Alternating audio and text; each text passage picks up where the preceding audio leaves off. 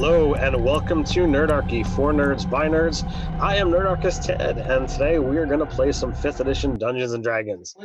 Before we can get into our game, though, we should mention that this is a game that's kind of put on by our lovely sponsor, RPG Crate. They produce the material for this that is found in each of the crates that are sent out every month. You can jump down to the description below, get access to the link for RPG Crate, their Patreon, and be able to use the promo code Nerdarchy RPG Crate if you want to get your first month's crate for 10% off. The material that I use are these awesome cards that are provided in each and every crate every month. With this season, which are on season 4, they recently started doing these cool cards. They are waterproof. They're awesome. They got artwork on the one side, all the awesome stats for 5th edition on the other. I think they're great, and they're going to be featured in the actual module or the adventure that we're running tonight. So I don't know if the players were paying attention, but there was a little bit of a preview. I also say that there's these cool little encounter cards that have a recipe on one side and an actual encounter on the other that actually allows you to get said card. If you've been getting these things for a while, as I have, you've got quite a bunch of them that you could run an entire campaign on just getting these things. I think they're great. All of the stuff in the crate is awesome. You get books, you get maps, you get minis, you occasionally get dice. Highly recommend you looking into RPG Crate. So with that, we are diving into season 4. This is episode 1. So I'm going to allow our players to go ahead and introduce themselves. As you see, we do have a black box as we are down a player for the evening. But hopefully Asa will be joining us next time and we can find out who he is next time. With that, let's throw it over to our, producer who put together that fine intro, runs the boards for all of our stuff. So take it away, Jake. Hey, internets. Excuse me. It's Jake from Mini Terrain Domain. If you look up Mini Terrain Domain on Google, you will find me in all the places that I am. But I do want to say, most notably, you can find myself, Ted, and V every Thursday night over on twitch.tv/Mini Terrain Domain for the Dawnbringers campaign that's in Season 3, Ghosts of Saltmarsh. And I stream several other weekly, bi-weekly, or weekly and a bi-weekly D&D games that are all run off of modules. So who are you playing tonight, Jake? Oh, and I will be playing Rarick Greybeard, a Tortle barbarian who, I'm just going to stop it before people make a rules question or judgment. He is ultimately going to be a battle rager, but that is special DM permission because Rarick was raised by dwarves. No matter what, you're bisexual. And I don't know what his voice is going to be until he talks. I have a general idea, but we'll see. Well, we'll figure that part out when we get to that. V, how about you introduce yourself and who you're playing? Do I have to? I'm kidding. Totally kidding. Hi, I'm V Muse. I have the YouTube channel, The Crafting Muse, where I show you how to paint miniatures and make terrain for your tabletop, D&D table games, all that fun stuff. You can also find me, as Jake said, on his channel over on Twitch every Thursday night as Cantriel. And you can also find me every Sunday evening as DM for The Last Air for Kobold Press. Tonight, who am I playing? I'm playing Bramble of Thorns. She is a Tabaxi druid, and she's going to be Circle of Wildfire. She's going to be a pyro kitty. I can't wait. This is going to be fun. I get to set things on fire. I'm very much looking forward to this season. Well, we're going to have a couple months till we wind up. Actually, no, I think druid gets it at level 2. So next month, Yep. next month you can be able to go fire. Well, I have a nice little cantrip already, like for this thing, so I'm getting there. And last but certainly not least, Megan. Hello, I am author Megan R. Miller. My books can be found on Amazon.com. Search with the R. It is very important or you won't be able to find me. I will be playing the Tiefling known only as Omen, who is a paladin. All right. So as I said, the links for not only RPG Crate as well as all of the things that these wonderful players are a part of can be found in the description. So we are going to start off with a little bit of backstory. I take in my games the whole concept of tieflings coming from standard human or elven or whatnot stock, and at their time of puberty, the tiefling manifestation winds up coming to pass. So at some point in time, though, we discussed this already, Omen was once a human, and she has received a letter from the town of Slaughterpen, where she might not exactly know her uncle, but Uncle Torque passed away, and there is no one to claim his shack. More importantly, there's no one to clean it out.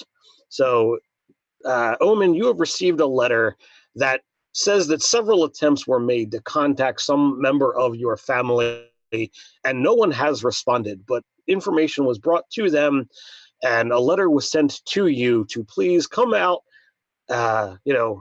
Apologies for your loss, but your Uncle Torque has indeed passed away. But please come clean out his home, and upon so doing, the property will be yours. The town of Slaughterpen is a small village, and it is commonly referred to by locals as the Pen. It is most notable for the Mud Pits, a fighting arena where mercenaries and people of that ilk who wish to fight each other, small monsters, whatever can be caught, and people bet on it. Sometimes things get out of hand, the monsters go into the crowd. You never know what's going to happen in the Mud Pits. And there is a certain type of, caliber or what have you that find appeal in that. Your family may have either told you about this or, even brought you here. That part is up to you and what you want to do about it. But after receiving this letter, you have decided you want to go claim this property, maybe make a name for yourself in the Mud Pits, maybe just try to claim the property and sell it for some gold to head on your way. That decision is ultimately yours. En route, you found some interesting individuals, whether they were encountered together or whether you found them and kind of said, hey, I got a job to do. Do you want in on it? You encountered Bramble and Rarick, and we are starting tonight's adventure with the gates, the fence posts, if you will, of the Pen in view. So what do you guys wish to do? Do you notice that they only ever call you when they need something? Yes, it gets annoying. I'm going to tug my gloves down and head for the gates. So there's not so much, guards or sentries for this small little village. There's not much to this place. As you come upon, you do see that there are, a few dozen houses. It pales in comparison to the arena, the Mud Pits that are off to the right. Thankfully, the Mud Pits are somewhat divided from the rest of the town by the natural waterways of the system. There's plenty of water access in this town. There's a lake in the distance. There's a large pond that occasionally the kids go fishing at. There are stables for where they keep the creatures that are sometimes used to fight, and there are barracks, if you will, for those that are getting ready to fight in the Mud Pits. But the letter that you received was from a Mayor Bainbridge, and that is who you were sent to, or that is who you were told to contact should you wish to claim your uncle's dwelling. All right. Well, in that case, I know who I'm looking for. I will ask someone passing on the street where this person is, where I might find him. So you get a couple odd looks, unsure if they're, a very human settlement that this is. You're unsure as to whether or not they're unnerved by your demonic visage, whether it be the cat person or the giant walking turtle that is accompanying you that has so far been silent. But everyone seems to be slightly at ease as you pass by, but they're not completely unfriendly, and you are pointed to a largish building in the back part of town that kind of serves as office and domicile for the mayor. All right. So, So as you pass through the town, you do see there are, houses, small and large, nothing that's, massive stonework or any of that part. This is definitely a smaller settlement, something that is clearly not of significant wealth. You do see that there are some houses that look to be closer to the water's edge that look like there might have been some damage by something that maybe have crossed the water, or maybe there's something else going on here. But you make your way towards the back part of town, and you find yourself upon what is clearly the best looking building here. And there's clearly a labeled sign that says mayor quite prominently upon the door. I think I'm just going to walk in without knocking. Nice.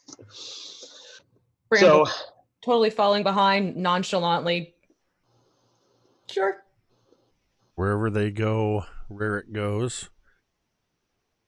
All right, so I imagine having to duck and maybe kind of turn a little bit to get through. Ririk is just to kind of paint the picture a little bit, is more of the snapping turtle variety. So nice. He's got a sharper looking beak. He's got a little bit of, they almost look like spikes starting to form, like a beard. And the shell, they're kind of rounded, but they've already been growing out. Spikes have started to grow into the fringe and edges of his shell. How tall is Ririk? You're gonna put me in another height and weight box from last time. I'll get an exact number by the book that's not over 1,000 pounds. I just was saying because you said I have think, to duck, so I think he's probably pushing 7 feet. Ooh. He's a big boy. All right, very cool. All right, so just the door wasn't locked, but you are, as you basically just walk into what is labeled as mayor, but is, as I said, this is also his house. You definitely get a scenario of startled surprise, as you're not a common appearance in this town, and quickly the human that was sitting at a desk reels in panic and then quickly composes themselves as they see that you are not imminently drawing weapons or summoning magic down upon him, but even with your low perception scores, you're easily able to see that this guy is genuinely startled at the three of you that step in. Can I help you today? Good evening, Mr. Mayor, and I'm going to draw out the letter he wrote me. I come by invitation. You are here to deal with the Torque fellow. Your letter didn't say anything about all the flood damage. Oh, that would you. Well, there's no flood damage to his dwelling. Fair enough. So where is this, and what is it that your letter didn't tell me? Because there's always a twist. There's always some kind of catch. Well, your I'm guessing uncle, and he kind of looks you up and down, and takes in. What color flesh do you have? I don't It know. is like very dark ash gray. Okay, all right. So you went that direction. Uh, so he takes in your odd color, And flesh. her horns are not small. They're like big ibex curly horns. Like they're like are Nice. holes cut in her hood so that they stick out the back.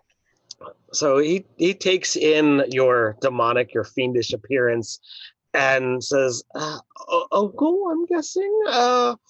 And he is definitely not at ease with this whole scenario. Even more so as not so much intimidated by the cat girl that is behind you, but as the Tortle man pushes his way into the room and fills up this space behind you, it is even more unsettling to him.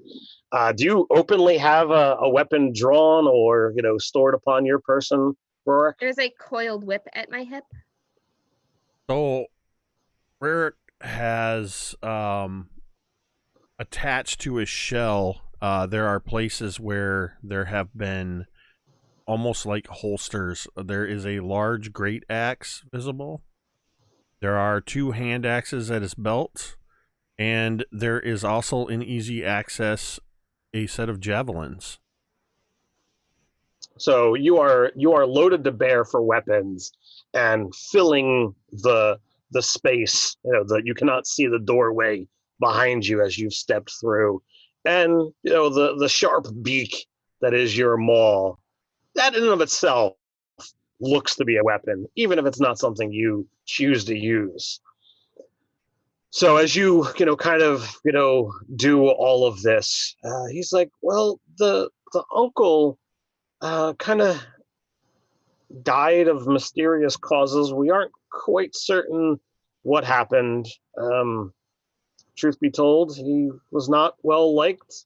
And he kind of like takes a momentary pause to try and see how all of this information registers upon you. Oh, I am visibly enjoying this man's discomfort. So basically, he wasn't liked by society, and society might have taken care of him. It's generally that he did not have a whole lot of friends. In fact, they think he was dead for a while before the guards got complaints about the smell. So I guess he didn't have any cats to take care of the body then. No cats. And she's got very startling green eyes that are very unnerving, and she's just got this toothy grin as she says this and is staring him down. With your, complete pointed canines. Got it. No little fangs. So, well, I could, again, looks past you guys. You kind of get the idea that he can't see the doorway that he would be able to kind of lead you out of, and like winds up stuttering through. But it's like, I could take you to where his house is, and again, as the letter says, if you were to kind of clean it out, you could claim it as your own. I believe that would be in order. So if you would just step outside, I will gladly lead you the way. And I will dip into an ironic little bow without breaking eye contact, and then turn and stop because Rurik's in the doorway and I can't get out with him standing there. So as you are choosing not to break eye contact, are you attempting to influence him, or are you just like, I'm not prepared to leave this man out of my sights? The latter. Okay. Then roll an intimidation check for me with disadvantage. if I stand behind her and just do that thing where I turn my head and audibly crack my neck, can I give her advantage on that as a help action?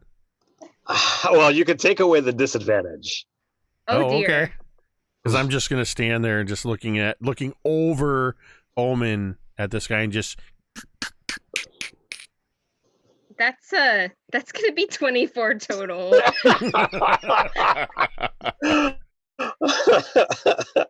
Oh, it's perfection. so as you kind of lean forward, the light catches your eyes in such a way, and the menace that comes off of Rarik, like he just backpedals and puts his arms out, and I'm breaking the shelf behind me again. I love doing this. So, like he is kind of momentarily frozen. Do you push, or do you kind of let it go? Have a care. Everything is fine. Uh, Look, I'm trying to show you where to go, but you're kind of in the way. I glance over at Omen and then I put a big clawed hand on this man's shoulder. And then looking down at him, I just say, you need to relax. You're too tense. Next time, just ask him nicely.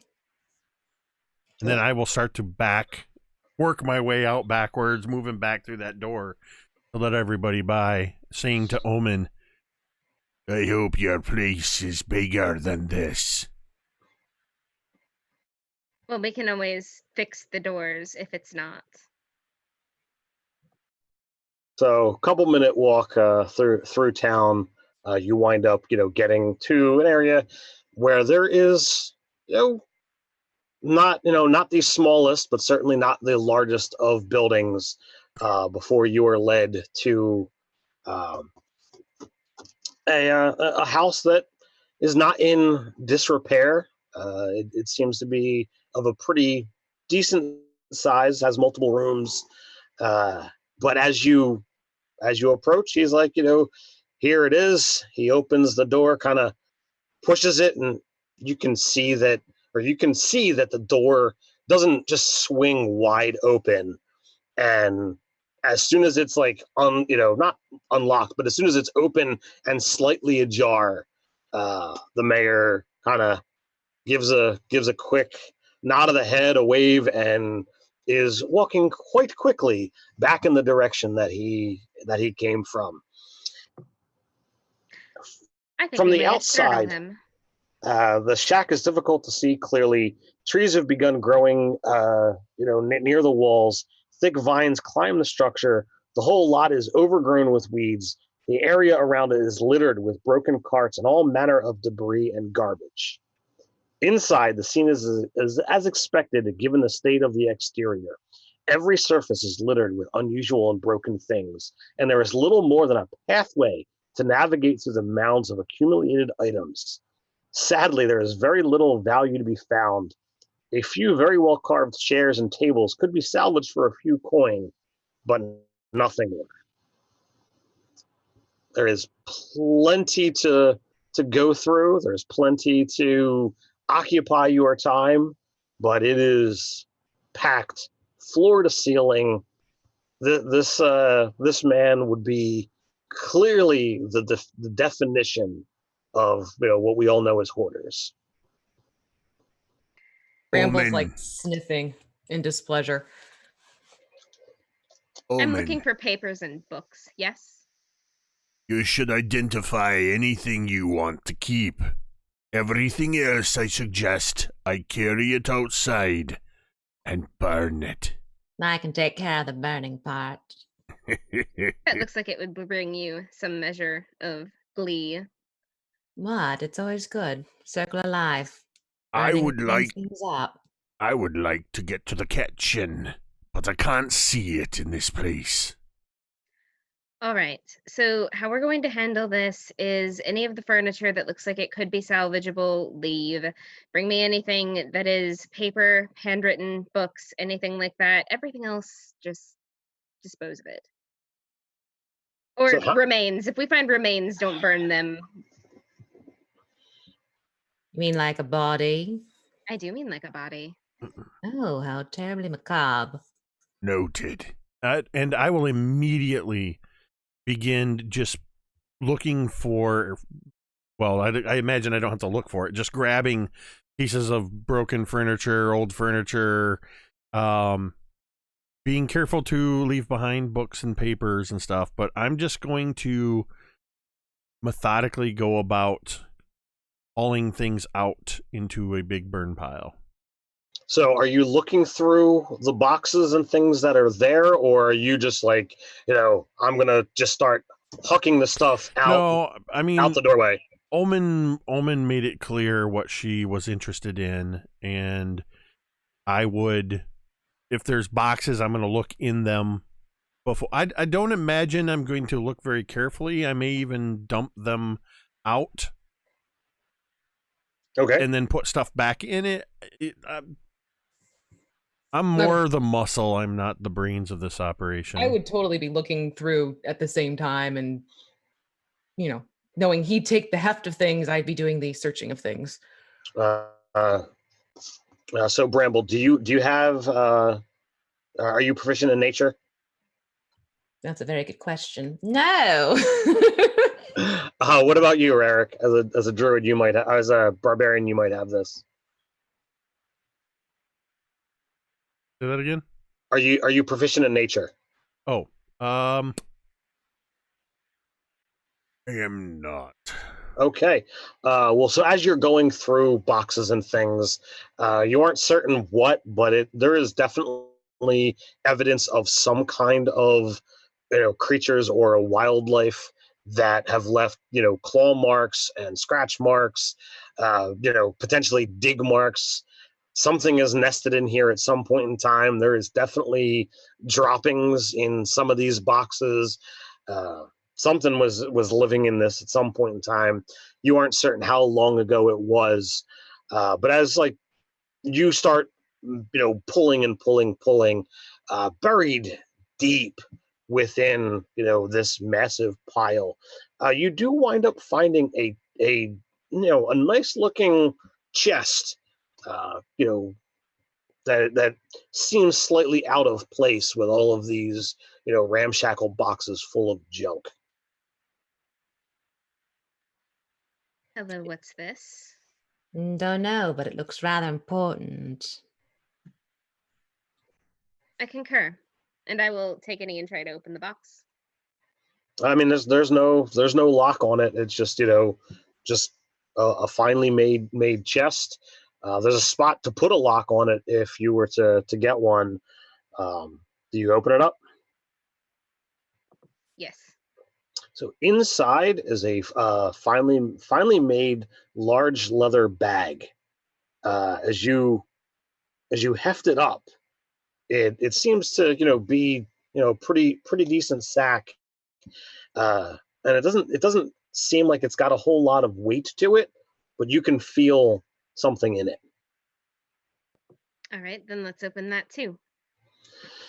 So inside there are a few items. There is a dagger. There is a pile of gold coins, 25 to be exact. A small little pin that actually has a sack on it, and there is a note. The note reads in common: Canis arachne, commonly referred to as the dog spider, is a kobold spider hybrid creature. The creature breeds and grows to maturity rapidly and is very dangerous in large numbers. Transport this male and female in separate cages and do not allow them to mate until after you have the habitat prepared. Meet the buyer at the pits at midnight. Are there any spiders in this chest? No. Are there any cages around the chest? Around the chest, no. As you continue to dig about the room, pulling more and more things out, you do find that there are 2 cages currently in the room. One is completely empty and open. The Of other course one, it is. the other one appears to have a skeleton of some small spidery-like creature. Well, that's one gone. However, it leaves another on the wandering path. Spiders devour one of their parents when they hatch, don't they? Some do. Some even have some fun after mating. Depends. Oh, that's not a good sign. No. If this one's still in the cage, perhaps they didn't have an opportunity to consummate. Well, Or, love 'em, leave 'em. let's prepare for the worst and hope for the best, I suppose. So, Omen, what are you doing with the sack and the stuff that you found within, besides the note? I will close the chest, set the stuff on the top. You said that there was a pin? A pin, like something like a brooch, something you would, Yeah. and it looks to be some kind of insignia, and it has like like a trading sack as like its symbol. Mm-hmm. All right. That I will palm and like stick in a satchel, and the rest of it, like, I nod to the others and I'm like, if there's anything here that you want, like, feel free. I'm gonna look around for some spiders. You want a second set of eyes for that, considering Oh. it has 8? Very much so. I'm admittedly not very good at finding things. What about this chest? Want to burn it or you want to keep it? I think it's a nice enough chest that we could afford to keep it. We could put some of this junk in there. Put the papers in the chest. Good idea. I just nod and immediately start putting in any papers I had set aside and go right back to work moving things, unless told otherwise. So it takes a while to completely clear out what's there, but you do eventually find access to the kitchen. And as you're kind of digging around, one of the sections of the floor moves underneath your weight, Rarick, and it appears that you've kind of stumbled upon like a trap door. Imagine there's this moment as I step on it where it just kind of goes, and then with my weight, I kind of shift back and forth, testing it. Then I will reach down and attempt to open said trapdoor. Yeah, it opens easily. It looks like it hasn't been used in a little while. There's plenty of dust on it, but then again, you guys did hear the information that he was dead for a while before he was found, not being the popular sort. So, Omen, as you're kind of moving about, every once in a while, you notice that your hand keeps going back to the satchel that the stuff was found in, almost as if like you feel the need to just be reassured that it's there or that you possess it. Make a note of that. So as you lift the trapdoor, Rarick, you see that there is a stairs that lead down. It's about 20 feet into a cold, dry room. It's 30 feet square, so pretty big in comparison to the size of the building above. On the walls hang several sets of manacles and chains. More of these metal cages rest on the floor. Is there something we should know about your dearly departed, darling? Honestly, I hardly ever spoke to him. Interesting taste and decor. I'm learning as much as you are today. I'm just looking at the two of them. I'm not getting their their insinuations. So there is more boxes and things down here as well. And as you kind of begrudgingly like, all right, time to get, this stuff, kind of cleared and emptied to maximize the amount of space, you do find that behind this wall of boxes, there is a tunnel that was not easily seen, and it appears to be filled with thick webs. It's about it's only 5 feet wide, but inside the webbing is a grapefruit-sized egg sac, and it looks to be filled with hundreds of itty-bitty, teeny-tiny little eggs. Hey, Thorn, Yeah, do you still feel like burning something? always. Come here. What's up? And I step out of the way and gesture. Oh, lovely. Think we found what happened to the spider kobolds. Do we want to save the egg sac and try and sell them off, or kill them all with fire? Do you think we could do that without risking being devoured? Are you afraid of being devoured by babies? It's Baby not exactly, spiders? it's not on my list, let's put it that way. This So- feels like a foolish idea, but if you guys want to try and save the eggs and sell them off, then I suppose I'm not opposed. There But the could- note did say to make sure to sell the spiders before they bred. Yes. There was So, probably a reason for that. well, considering it's two things I don't really care for, spiders and dog-like creatures, let's get rid of it. Please.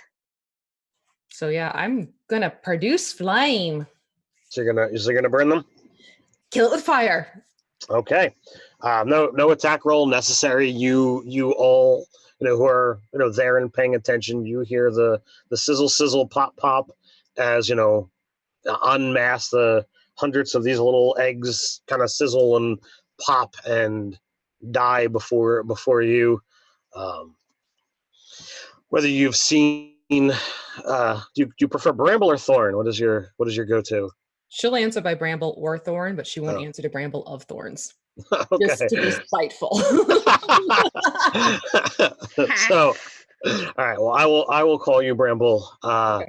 So as Bramble sets the spider webbing ablaze, it quickly destroys all the webbing that is down here. The eggs kind of fall to the ground, blackened and charred. There is clearly nothing left of this egg sac, and you've potentially destroyed a wealth of money, or a possible infestation that would destroy the town.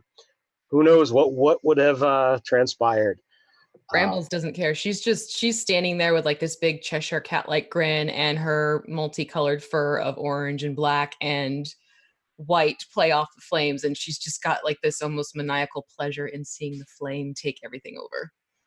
Is she There are better purring? ways to earn money. Is she purring? Oh, very much so. She's even got like the happy like paws going a little bit.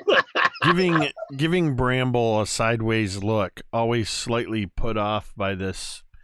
I want to take a look as the flame kind of lights up and the webs are burning to get a sense of is this a hollow that was carved out, or is this a proper tunnel? This is a tunnel. And this was a small tunnel, though, right? You've spent time around dwarves.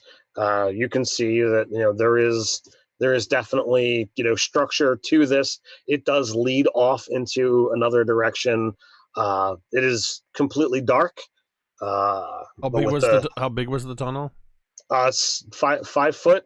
Oh, it's a Wide. full-size tunnel. Yeah. It's not like something that you would have to crawl through. A creature of your size. I mean, you'd be a tight fit getting through that, but you could fit. I'm tall. My shell's not 5 feet wide. Yeah, but you're still a good 3.5 feet wide plus the weaponry Yeah, that I you am have. bristling with weaponry. I think I heard at least 4 or 5 different weapons. So That you know of. Surprise, darling. I am half tempted to just go and buy some plaster and seal up this hole and never look at it again. You're going But to we want should to pr- use more than plaster. This Yeah. type of hole, you're going to want to get some big-sized rocks and boulders. We'll have to mix up some mortar from the mud. Don't worry Mhm. about it, Omen. Mhm. If this is what you want, I'll take care of it. Careful there, your dwarf Shorin. Well, I'm a little bit concerned that if we do that, there's going to be another way out of this hole, and there could be a problem. We could end up letting some of said terrible 8-legged beasties free. So you want to see where it goes?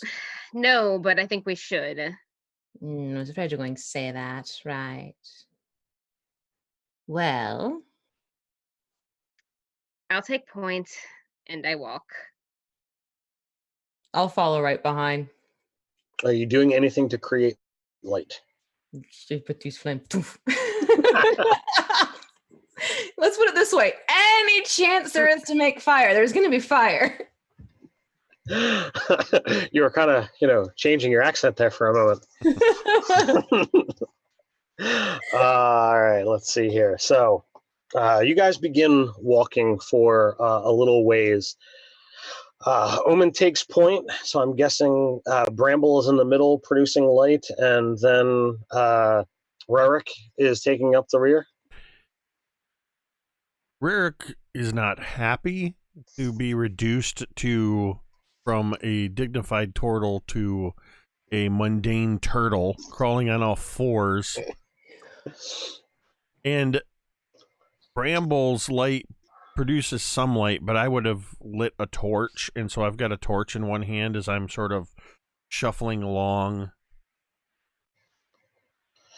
So as you're walking, the Oh, can I make it a point to lead with my shield?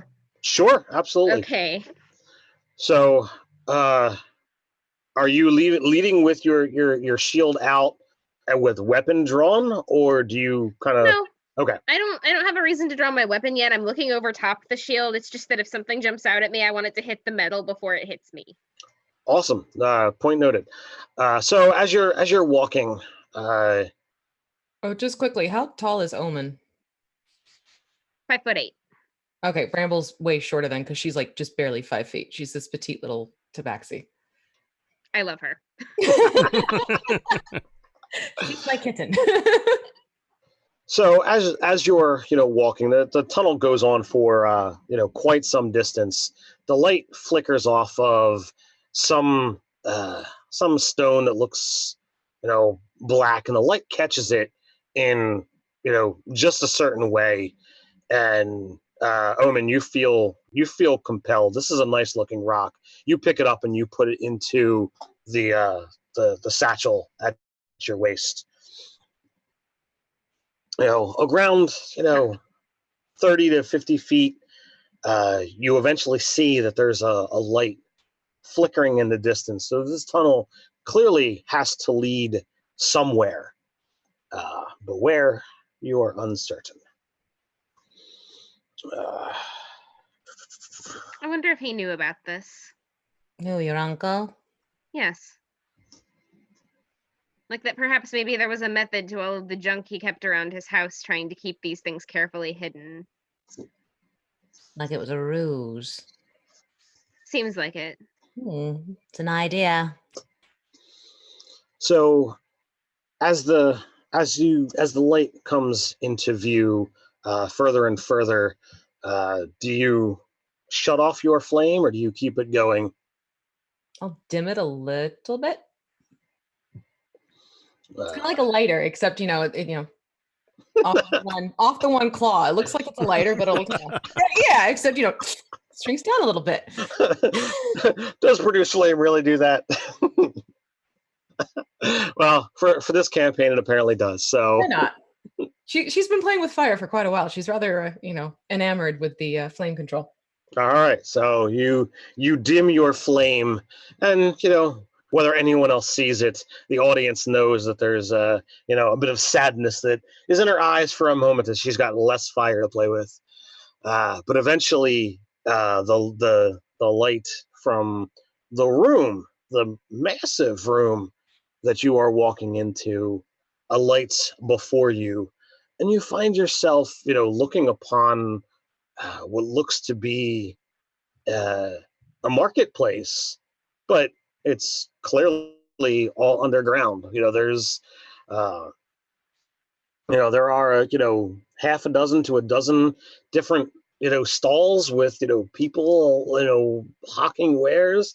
There are, a handful of different, torches with the smoke kind of being funneled upward into what looks to be some kind of ventilation system so that people don't suffocate down here. But you didn't see any smoke from up above, and you didn't travel all that far. This is clearly still in town, but you've got something going on here. I think you're onto something there, dear Omen. Are these humans? Yes. Well, for the most part, it looks like there's humans. There are, as you look around, there's a couple stalls that look to be occupied by not humans. Just not humans. That's all right. Well, so a brief glance, there is somebody who is at least 1.5 times the size of a human. Quite wide. Almost empty expression upon his face. There is one stall that does not look to be manned at all. There is one small stall that looks as if some short green-skinned creature is sitting behind it, but the rest appear to be, manned or occupied by humans. all right. I'll go to the closest stall to us and tap the counter with my fingernail. Well, not my fingernail. I'm wearing gloves, so it's like kind of thudded like through the leather. Roll a d8 for me, just to see which one you choose to go to. Okay. 8. 8. So this is you didn't, from where you were standing, you didn't happen to see who was manning this stall, but this is clearly either a tiny human or a halfling, and out on the table, it is a array full of wondrous pastries. Yeah, I don't think I want to eat anything down here. I'll try somebody else. I'm immediately interested in these pastries. Rarick is a cook. That's his background. Rarick is quite the culinary expert. So I'm immediately looking these things over and I'm judging them, basically. They look quite delectable. What do you think, Rarick? You gonna give it a try and sample the wares? I look at the tiny person. Oh, hello. How are you, sir? You're quite big, so obviously you must be really hungry. Could I interest you in a fine pastry? What's this one here? I don't know why I got Russian all of a sudden. It vacillates. Well, we have a chocolate raspberry over here, or you could have a strawberry swirl over here. I immediately, if he says anything else, I don't hear it when he says strawberry swirl. That's the one I want. How much is that? Well, would you want one, or were you looking to buy more for such a sizable man? Yes. You sell in bulk? I can. Well, there you go. How much do you want for a baker's dozen? A baker's dozen. Well, I would charge 2 silver a piece. So how about 2 gold for a dozen. It's a deal. I'm just going to assume that's a deal because Rarick doesn't do math. I dumped intelligence, so I will be of no help to you here. No, I dumped intelligence too. All right, so we're not the sharpest knives in the drawer. So 2 great. gold sounds like a wonderful price. And I'm clumsily this sack is very small in my hand as I'm digging in with my claws, and I pluck out 2 gold coins and place them on the table. So as you were, kind of going into your satchel, this halfling's, deft little fingers are, moving underneath the table, and like quick, he pulls out, there's a dozen, pastries set for you. I said the baker's dozen. Oh, Where's the other one? My apologies, sir. And he, takes another one out from below the counter and adds it to the lot. I chuckled. Is there a box, or did he just set him loose? Okay. He's got a small little thing for you. I'm going to... Thank you very much. And I'll turn around and... Because I know it's quite rude to do this in front of him if he made these. With my bulk blocking them so that only Omen and Bramble can see, I'm going to immediately start... And my tongue will flick out, and I'm going to taste... I'm gonna what looks like I'm just gonna take a just delicate bite tasting it, and I pretty much just put the whole thing in my mouth. Okay. So what is it that you're sniffing for, looking for? Are you just kind of judging the quality, or I'm just looking? Is it fresh? Is it actual? Are these good strawberries? Seeing if I can suss out some of the ingredients. Bramble's gotten used to your doing this, and she has her notebook out. So, what do we notice about this one, darling? So, it is a completely fresh ingredients. The strawberries are, quite tart and wonderful. There is something in the dough that is an ingredient that you're not quite familiar with. It does kind of give it an extra pop. So it was definitely, an enjoyable experience. I say now loud enough so that this little man can hear. These are quite tasty. I knew you'd like it. Help yourself. And I offer the open box to Omen and Bramble. Well, he's not dead, so I'll go ahead and take one. Don't mind if I do. They look... Could you, Omen, make a wisdom saving throw for me? Oh, good. My wisdom's not great either. Neither is mine. That I'm not so bad. That I'm actually kind of safe in. 18? 18. All right. So for a moment, you're like, he said this was really good. You could save it for later, or you could eat it. And you're like, no, he's got more. He said it was tasty, and you do go to eat it. That's all. Okay.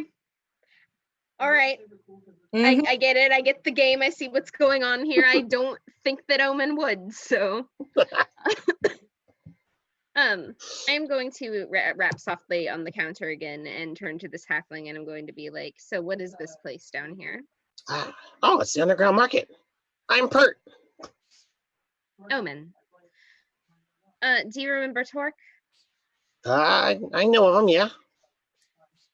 Are you aware of the fate that befell him? I heard he died. I'm still not sure how. I'm his niece. I say with a perfectly straight face. You don't look like him. Sorry. No, I know I don't. I had a bit of an incident. That's okay. I don't look like any of my siblings. It kind of looks you up and down, thinks for a moment. Anyway, speculation I heard is, some kind of creature got him. There was fur in his hands and there were scratches and stuff on his body. I don't know. Did he buy the spiders down here? The what? The spiders. What spiders? No, there were spiders. Did he buy them down here? Does anyone down here sell animals? Well, there's Anastasia. She's got animals. All right, and which one of these fine folks? Oh, she's over there. Thank you. And I will head in that direction. So you head over to the direction he says, and you see a table stacked with numerous small cages and tiny wooden boxes. Each contains a different creature. There are spiders, bats, lizards, cats, miniature rabbits, and other small animals. The shopkeeper is a small woman draped in folds of silk. And as you approach, she leans forward, asking softly, "Are you looking for a new friend? A new little one?" Possibly. Were you the one that wrote this note? And I pull it out of the satchel and set it on the counter and then immediately say, I do want that back when you're done looking at it. She looks at it, and the note is kind of written in, very, bold, harsh lines. She's like, "Oh, no, that is definitely not my scrawling. Have you any idea who did? This does not look like a hand that I would recognize." You should make an insight check. I'm proficient in that.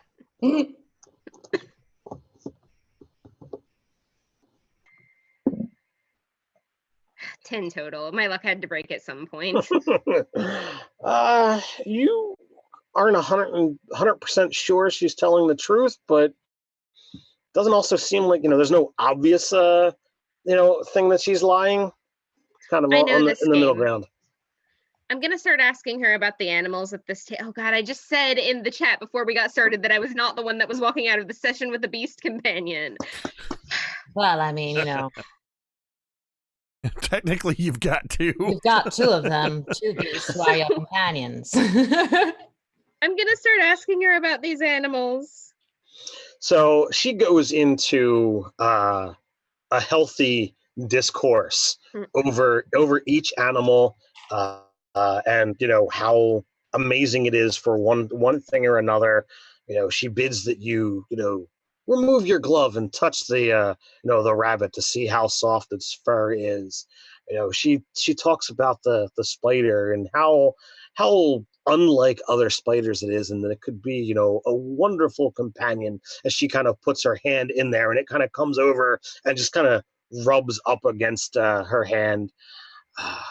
She's like, you could have any assortment of creature. What do you prefer? Have you a snake by chance? Oh, of course. Were you looking for something that snuggles, that strikes? Are you looking for something to wear upon your neck?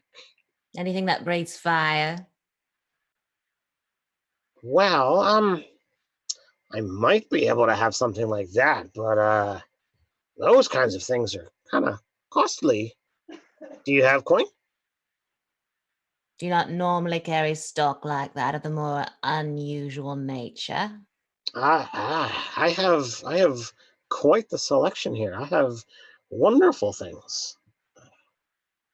Something that breathes fire is not exactly common. So who would be the one to speak to about the more uncommon varieties of animals? No, I mean, I have them. They're just costly. Wow.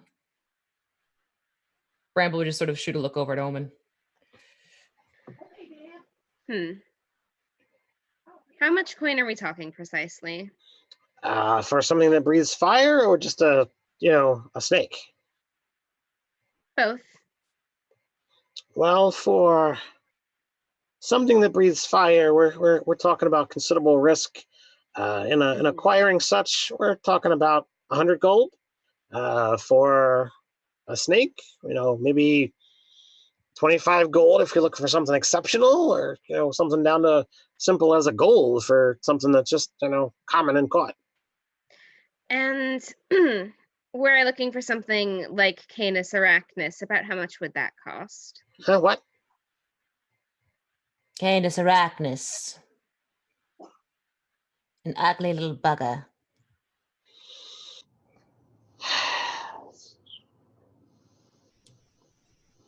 Well, I've heard of them. I don't currently have any.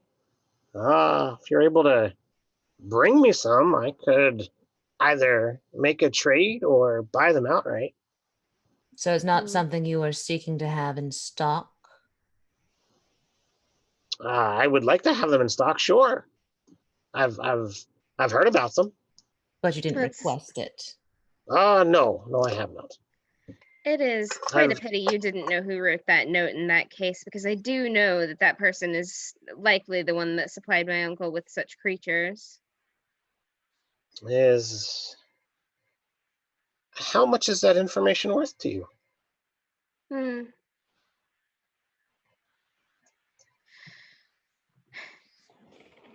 like, Perhaps this will convince you. And I very discreetly slide a strawberry cream pastry across the counter towards her. All right. I will allow you a persuasion check with disadvantage on that. I'll take it. That's just awesome. Persuasion at disadvantage with a -1. Even better. Even better. That's a 4. I imagine as I pushed it across, I inadvertently put one of my claws right in the middle of it and just sort of plucked the strawberry off and then... So she looks down at the mostly clawed pastry, and it's like, I don't like strawberries. I smile and flash a hint of Fang, and I say, my esteemed new friend Anastasia, we are the kind of people that you do want to be friends with. We can be quite useful to you given the time. We just need to find a foothold in this community first. And it's perfectly like nice words, like perfectly pleasant expression, but it's just that kind of unsettling, because I am just that kind of unsettling. So are you looking to make a persuasion check? Oh, you want to intimidate. All right. Yes. Go for it.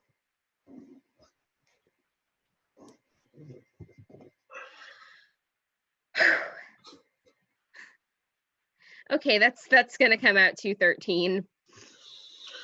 We're talking level 1 here, so it's not not a ridiculous. So she kind of steps back a moment and looks at the mighty Tortle beside you, the Tabaxi who's talking about looking for a creature that breathes fire. Let's see, which one of you? So Bramble, you see her step back and her eyes kind of flick that way, but she doesn't say anything. Looking for something. Again, she looks off, and if you follow her eyes, it appears that she is, looking at one of the small tents that are, intermixed in the different stalls.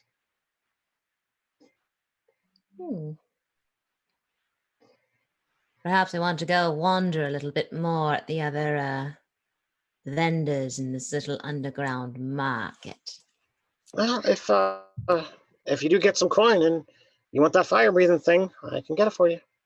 Oh, I'm set with fire. Thank you, darling. And I'll just rub my claws together and produce flame. I was chuckle. Curious.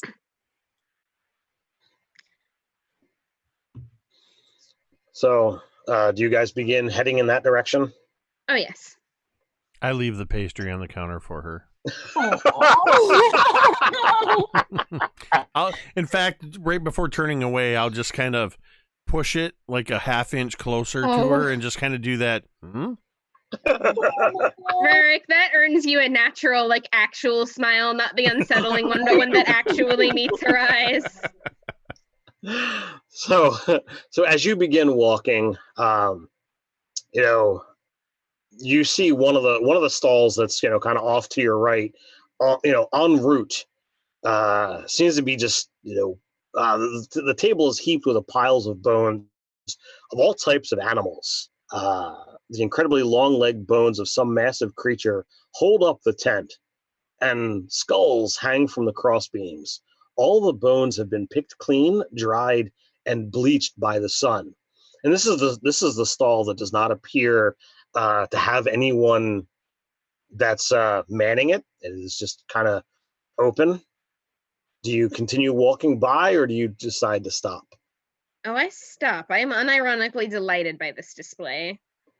So, it grabs your eye, and seeing it, you're like, well, there's nobody here. You could grab one of those bones and easily just put it into your satchel. And as you kind of approach, almost as if plucked by strings, some of the bones kind of like fall off the table and stand up into a skeletal humanoid, and as it's kind of settles, greetings, I saw you noticing my wares. I smile and give a little bow. Well met. I am Moomin. Well, my creator had a little bit of a sense of humor. Ironically, I am Bones. Bones. Delightful. So, are you interested in the macabre? Oh, yes. So, there are, a number of things that I offer here. But if you so desire, and he pulls out, this little bag, and a somewhat unsettling, smell kind of wafts by. And, he says you can use, these little bags if you wish to take an animal that's expired and have it come back for a bit. I see. And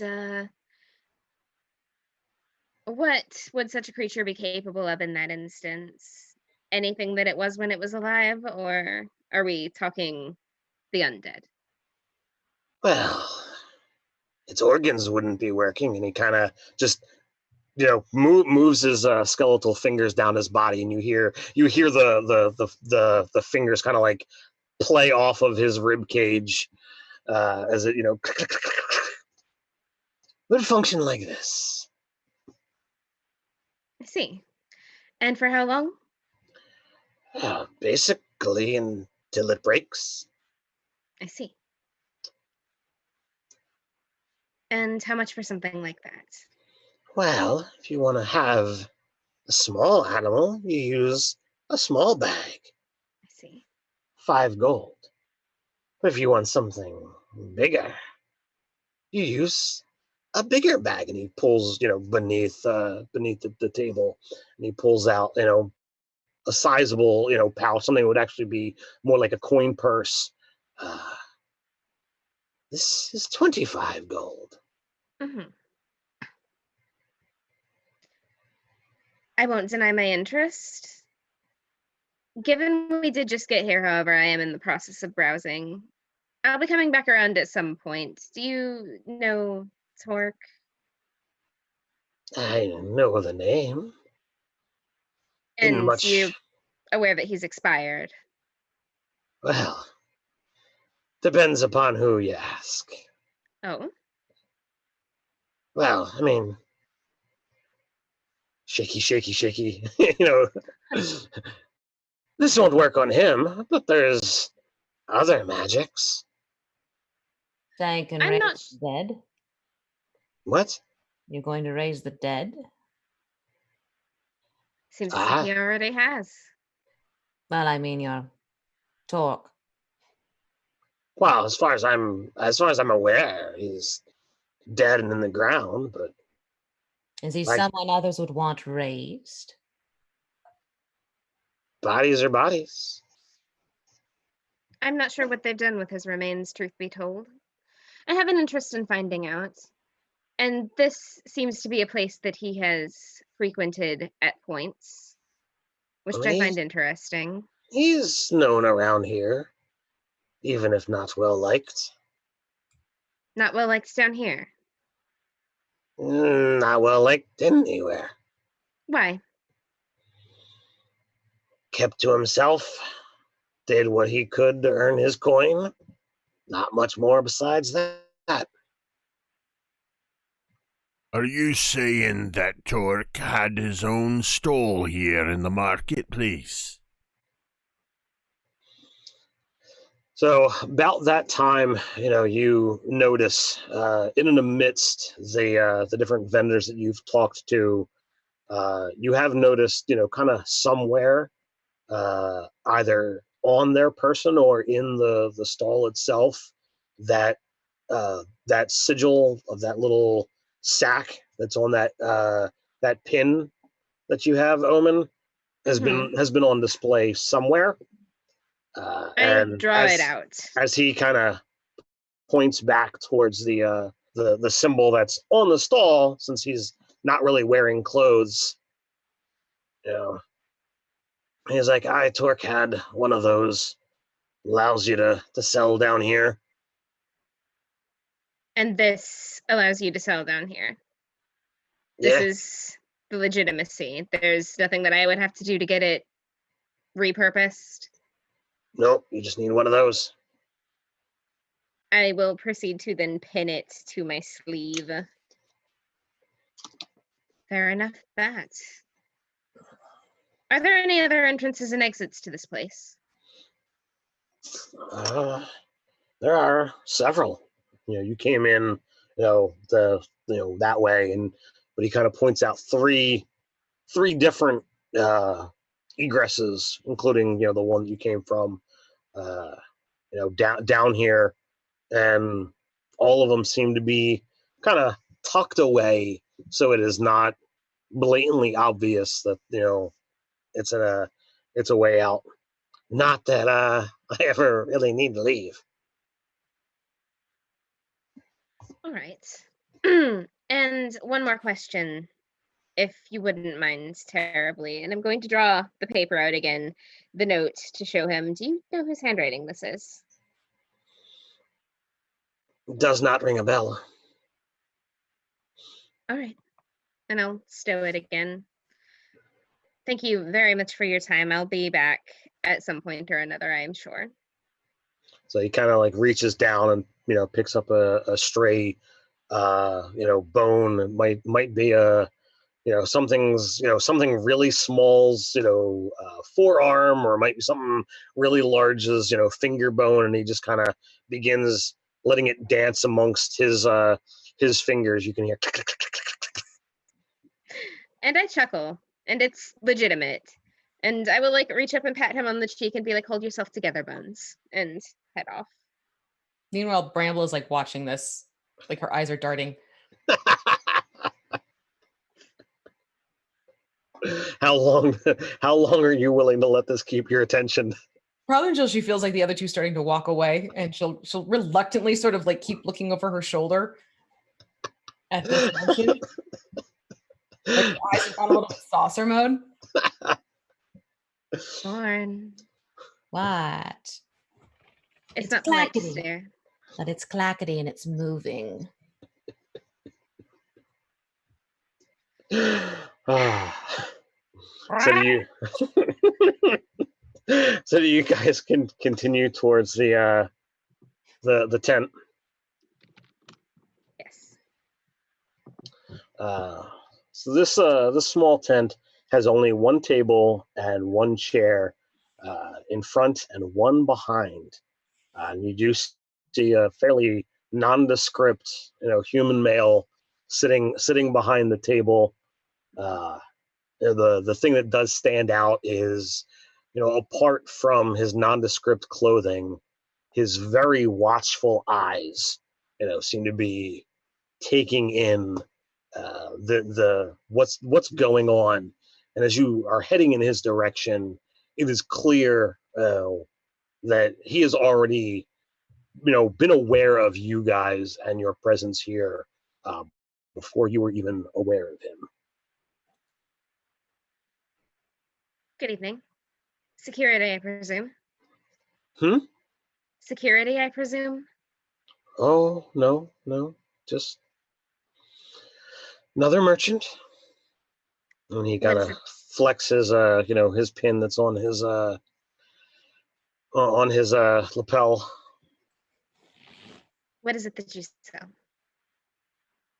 Well, I buy and sell information. Aha.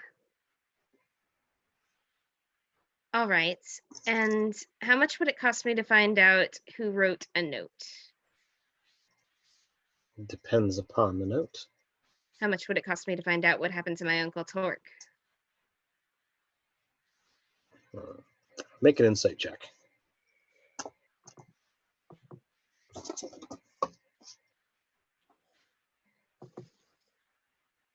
11.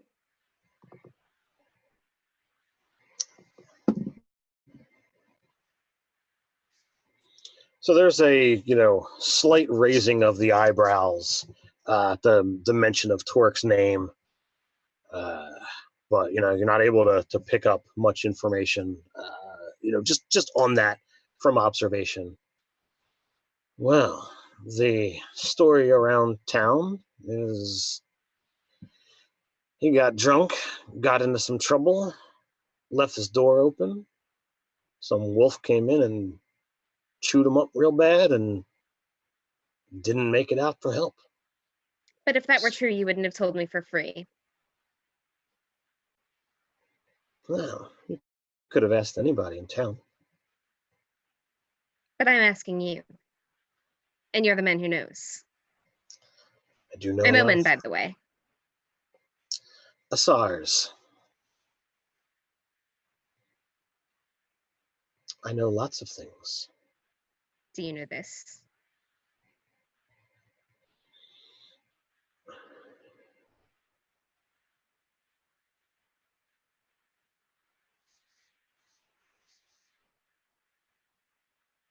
How much are you willing to pay? Query. How much gold was in the chest? 25. I thought so. We'll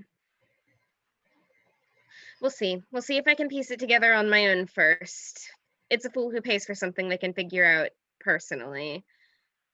This is the first place we've come. This market, I mean, there's plenty of town, plenty of resources to pounce off of. Of course, you know how it is, but possibly. We'll see. Well, you know where I might be found. That I do. And I suppose I could ask anybody else what my uncle was selling down here. You could ask others, or you could ask me, and again, for a price, I can tell you. That would not be as costly. And how much would you want for that information? For that, a measly gold. And I'll pass a coin over without even thinking twice about it. Well, your uncle, who you apparently, from the lack of information that you have, was a bit of a slime ball. The pits up above always needed creatures, and he was willing to do whatever it took to help keep it going.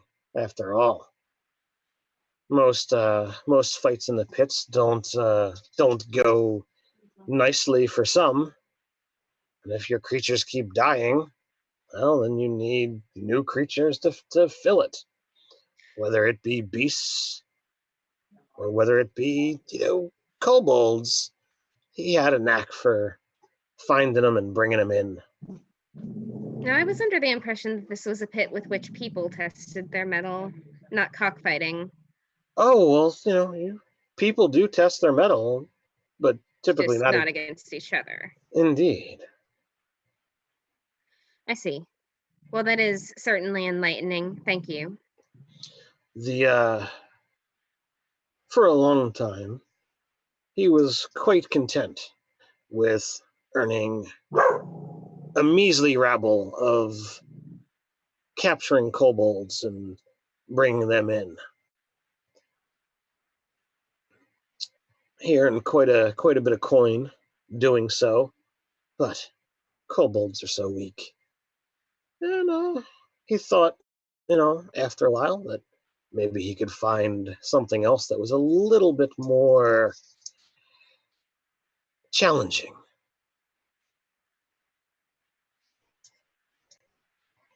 And that would probably explain the dog spiders. The what? The Canis arachnus.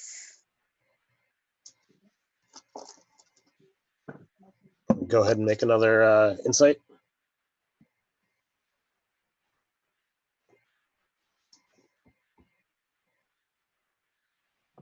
$19.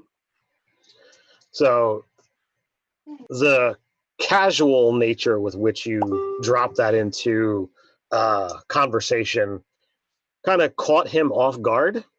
The fact that you knew the name, and he certainly knows more than he is letting on, despite the fact that he's like, I'm not entirely sure with what you speak. Sure you're not. But I don't expect you to tell me about it for free. If we're going to find out about these fighting pets, perhaps you should let me find out about the fighting pet. Well, should you decide to head upstairs, you can gladly sign up and test your mettle. I pat the metal hand axes on my side and say, my metal is good. Yeah, they offer coin if you decide to fight.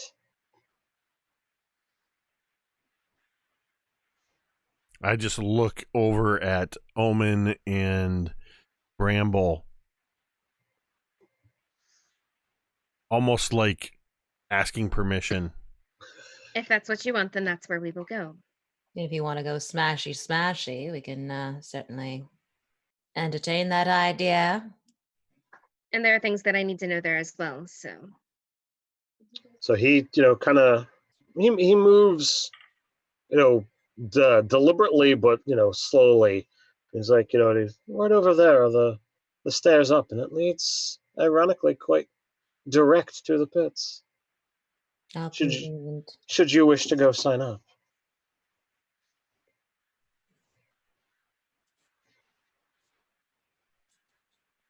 Thanks for that.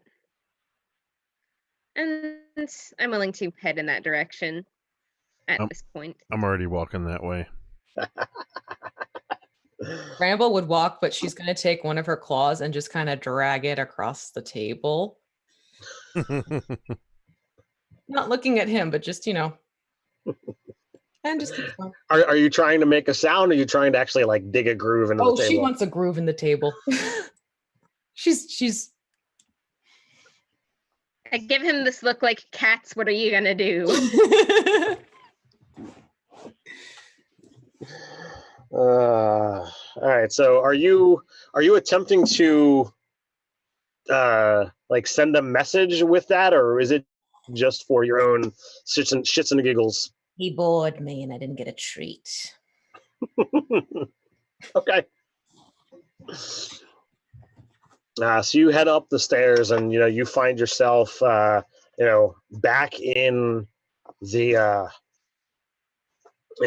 back in the light again, as you see before you the full arena, and you have to kind of wend your way through some crates. This place, this entrance definitely seems out of the way from where everything is happening. But the mud pits are exactly what it sounds like. There is an arena that is full of mud. There's not nice, neat ground. There's around the edges. There is a small, and I do mean small, fence that kind of separates between where things fight and where the spectators are. You do see a couple people squaring off against some small creature, and as the trio of you kind of step in, you do see the somebody who winds up looking like someone of prominence here. He's got some rudimentary armor on. There's some some kind of symbology of cross swords, and instantly his eyes lock on to how stalwart and imposing the group looks. It's like, oh, have you come to sign up? We're down a match, and we need to put something in. There's coin in it for you if you're interested. How much coin? Now, how much are we going to pay the first party? What? How much are we going to pay the first party who is going to fight? Well, for the three of you, I'd offer 50 gold for a fight. It'd be easy. You guys got this, no problems. No, darling. How much are we going to pay the ones who are supposed to show? Oh, 50 gold. 75. No, that's not going to happen. All right, bye. Bye-bye. How about you? And he turns to, the Tortle. Where do I sign up? And he's got a scroll right in his hand. Is this the And one? is it typically? Sorry. I think we might be asking the same question. Is it Is a it typically more one-on-one than one? fight, or is it all of us against? Well, I beast? mean, if you want to do a group fight, that's fine. We'll give you something a little bit more fun and lasting. Obviously, the three of you would find it pretty boring to fight a kobold, but I look at Omen and Bramble. I'm fighting no matter what. You can join me if you want. I will stand with you. I'm not fighting just a kobold. That's not sporting. I might as well go chase a mouse. well, As she says. So how daring are you? You want something big, or you want something scary? Yes. Okay.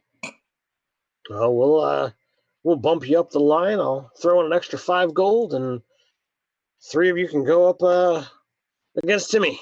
And this is why next month Asa will be playing all by himself with new characters. Fighting someone named Timmy? That's what he said. Wait, did he say Timmy?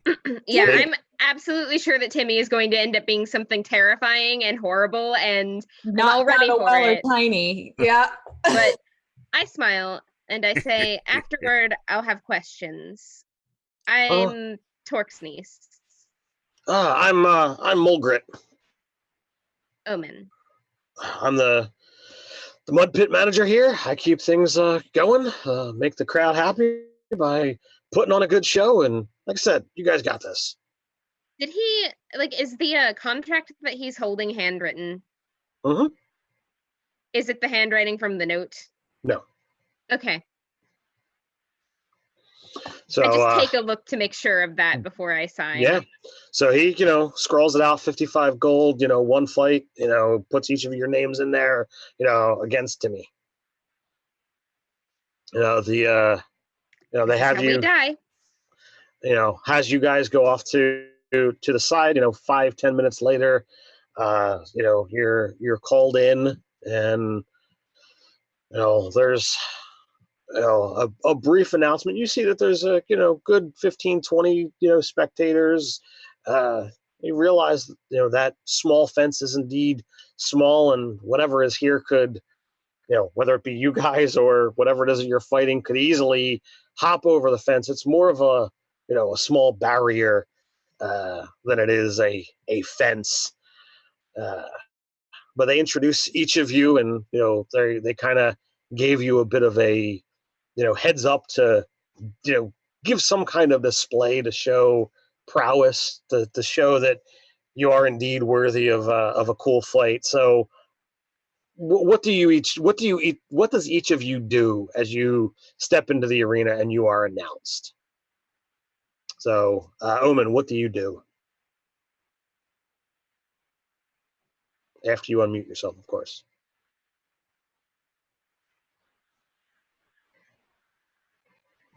I am a tiefling, so I can do thaumaturgy, so I'm going to make the ground shake and just walk into the ring. Awesome. How about Bramble? She absolutely would come out. And is there like stone at the entrance of this thing or anything stone-like? I mean, there's the larger posts are made of stone. Okay, so she'd walk past these posts and just basically drag her claws across it to make it look like it's because she's dragging her claws across the stone, but she'd produce flame in both hands and then just sort of like shoot it up into the air. Nice. And last but certainly not least, Eric. I come walking in, holding my two hand axes in my hands, and as I walk in, I make a show of banging them together to make the metallic ringing sound. I give them the put them back, and then I just take this big battle axe off my shell and making sure the others aren't nearby. Just give it a few, almost like a batter warming up in the batter box, just taking these big swings with it. Nice. And you said you're like just over 7 feet tall? Yes. So, you guys, get your walk on, and you seem, pretty stoked, pretty, confident in your abilities. You guys have been traveling for several days together. You might have had a scrape or two, but it wasn't against anything significant. You fought some kobolds, maybe you fought some bandits. But when the doors from the creature stable open, you weren't really expecting to see the announced Timmy be an 8.5 foot tall monstrous humanoid, sickly blue-green skin, sharp claws, slightly pronounced nose, and floppy ears as it steps out and releases a, kind of a guttural roar. No, that's pretty much exactly what I was expecting. So, with that, why don't you guys go ahead and roll initiative for me as this thing begins to, like, beeline directly towards you guys. Thought you'd never. 17. I got an 18. I got 10. Well, bad news for you guys. No! Wait, we start every one of your sessions with a point of inspiration, correct? Indeed you do. Can we use that for initiative? If you would like to re-roll initiative, go for Heck it. yeah, I want to roll re-roll. I want to reroll my initiative. Right. New initiative is All right, so What? you still get to pick the better number. You don't have to use the reroll. That's what I'm saying. It wasn't better. All right, so does anybody's change, or do I use what's there? I'm done. I'm not gonna get this lucky again. Yeah. All right. All right. So 18 is Omen. 17. No, sorry. No, I'm 17. 17 is Omen. 18 is Bramble. I apparently can't read. And Rarick is 10. So are you guys clustered together, or do you, had you spread out? I would have been inclined to spread out. Yeah. I stood where I stood, and when this thing roared, I roared back at it. All of it. All right. So we'll see how this winds up going. They're spread out, which means I've got to target one of you. 1, 2, 3. So as Rurik, you are the most intimidating size-wise. This creature, Timmy, as we're calling him, he beelines straight for you. Let's take down the biggest and the baddest first. Well, that's good for you. Let's see here. You have a 17 AC. So first he comes in with a bite. That does hit. He comes in with 2 claws. And one of those hits.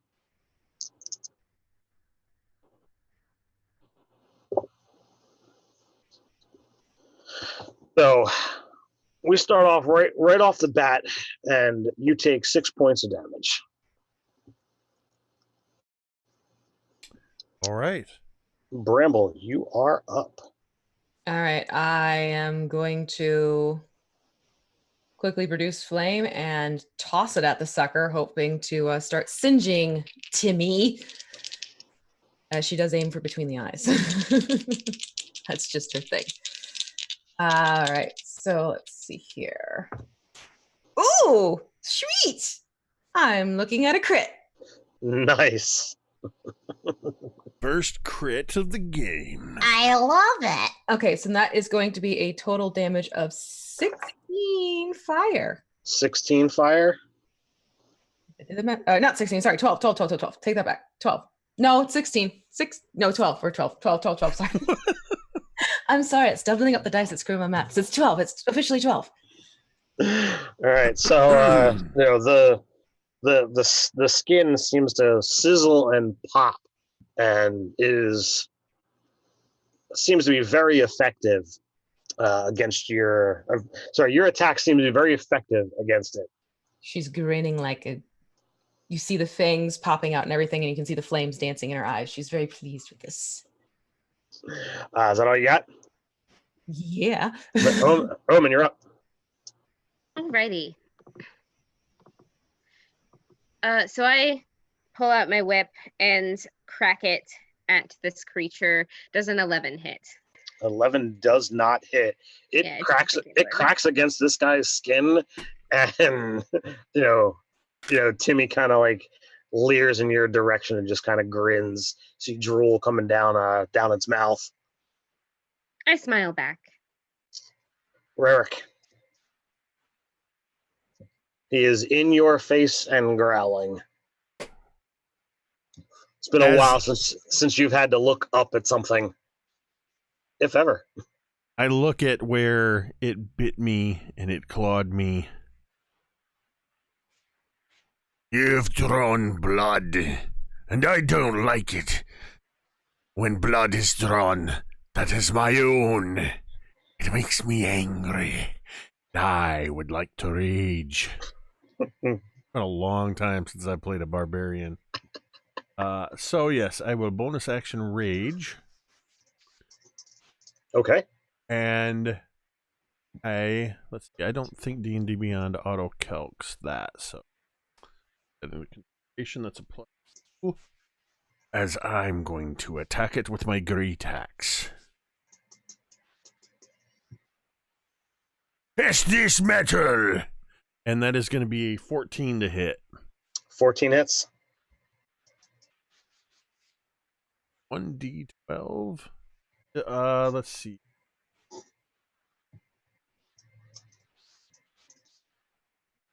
Oh, correction. That is a 12 to hit, not a 14.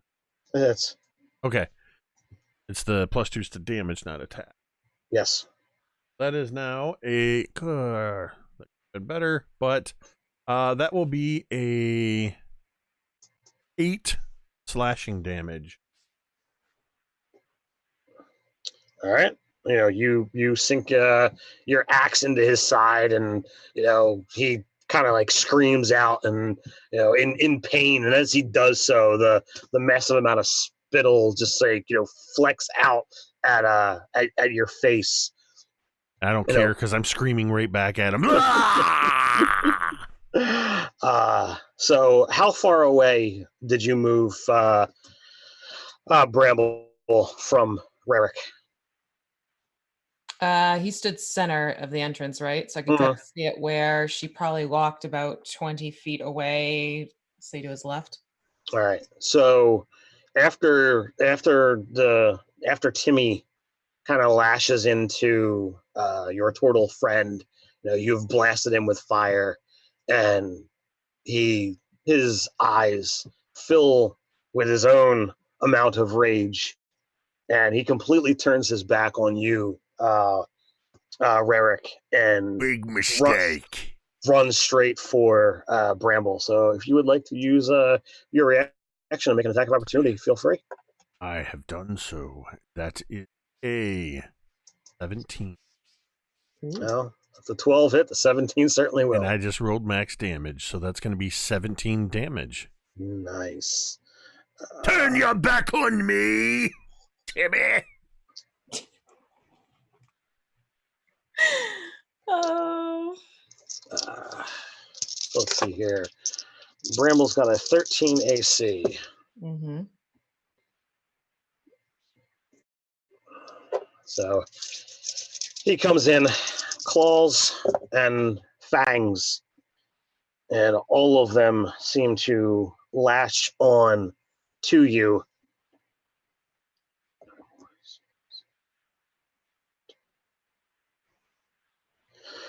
So as the great axe lashes right into this thing's back, you can still see that there's a little bit of flame licking up, the side, not the side that you hit, but the side that the Tabaxi, blasted him. But it does not stop his rage as he goes over, and in just a series of bites and slashes, Bramble collapses to a heap. Mm. So you are down. Okay. It is also your turn, so I need a death saving throw. Yep. One moment, please. Let me get my hit As points. Bramble goes down, I just yell out, Bramble! And if I could, I would rage more. Uber rage. Uber rage. Oh, okay. Thank God. 11. All right. So that is one success. Omen, you're up. I would like to interpose myself between this thing and her and lay on hands for one. Okay. So you are stable and healed to 1 hit point, Bramble. Because I can do that for up to 5 hit points, but I'm thinking logically that I can pick you up off the floor 5 times, but he's going to tear through 5 hit points like it's nothing. Yeah, exactly. All right. So you force your way in. Shove my shield in the way. There's the ground is not exactly stable here, but you definitely have to fight your way through to get into position. But with you getting that shield in the way, you protect yourself and Bramble, to go down and restore life to your companion. Rarick, you're up. What kind of state does this thing look to be in? It's definitely got some big gashes from the great axe, and its one side is burned pretty bad, but it does not look like it's on death's door.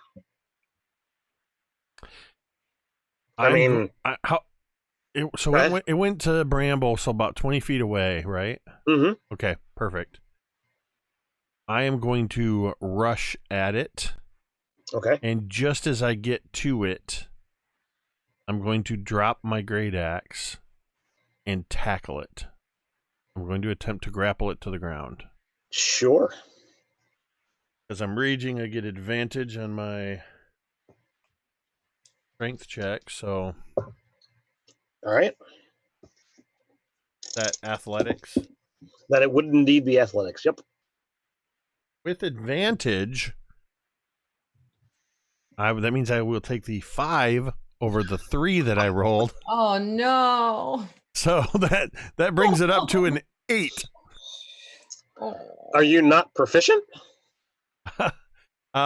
Somehow I am not proficient in athletics. It could be because I'm a guild artisan cook background. Well, you have failed your barbarian kin. What kind of battle rager doesn't have athletics? I'm disappointed in you, sir. A turtle The raised kind by that eats dwarves. But the whole pie by himself. but the the troll sees you coming in, and he just kind of like stops you dead in your tracks, and you've got those turtle arms like you swinging mad, and you just don't have as much experience fighting creatures larger than you. You're used to fighting dwarves and humans and smaller humanoids. This is obviously a superior foe, and he figured you out. Either that or he just rolled good and you rolled crap. Either way. All right. So he decides to come in at you, and you got a 17 armor class, right? Hmm. So one claw is gonna miss. 2, 4, 6. You want these individually so that you can round them. So that is 4 damage from the bite. Oh, wait a minute. Oh, I wasn't raging yet when I took Correct. the damage last time. Correct. So 4 damage from the bite, 4 damage from the claw. So a total of 4 after your reduction. Okay. All right. Bramble, you have 1 hit point. You are lying on the ground. There is a tiefling between you and the massive troll. What do you do? Oh, it's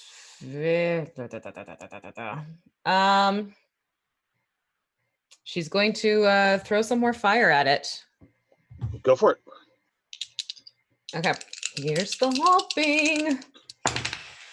And that's going to be 14. 14 hits. Lovely. Okay, and then that's going to be a total 9 points fire.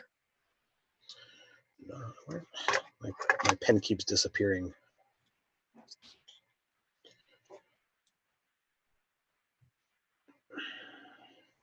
So as you throw flame at it, you get the inspiration that there's already several big axe wounds in its side from where your Tortle friend hacked into it. You're like, fire was effective.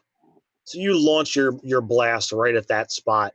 And as the fire kind of mixes with this thing's blood, it kind of goes up like kindling. And the arm winds up just burning off and drops to the ground, no longer, reaching out, holding the Tortle at bay, while the skin is, like a burning torch. It burns quickly. The the heat, Omen, you're feeling it, pushing up against you, and it's uncomfortable as this thing dies right in close proximity to all of you. The sound it makes is, for a moment, it's pitiable and then it's deafening as you see, people holding their ears.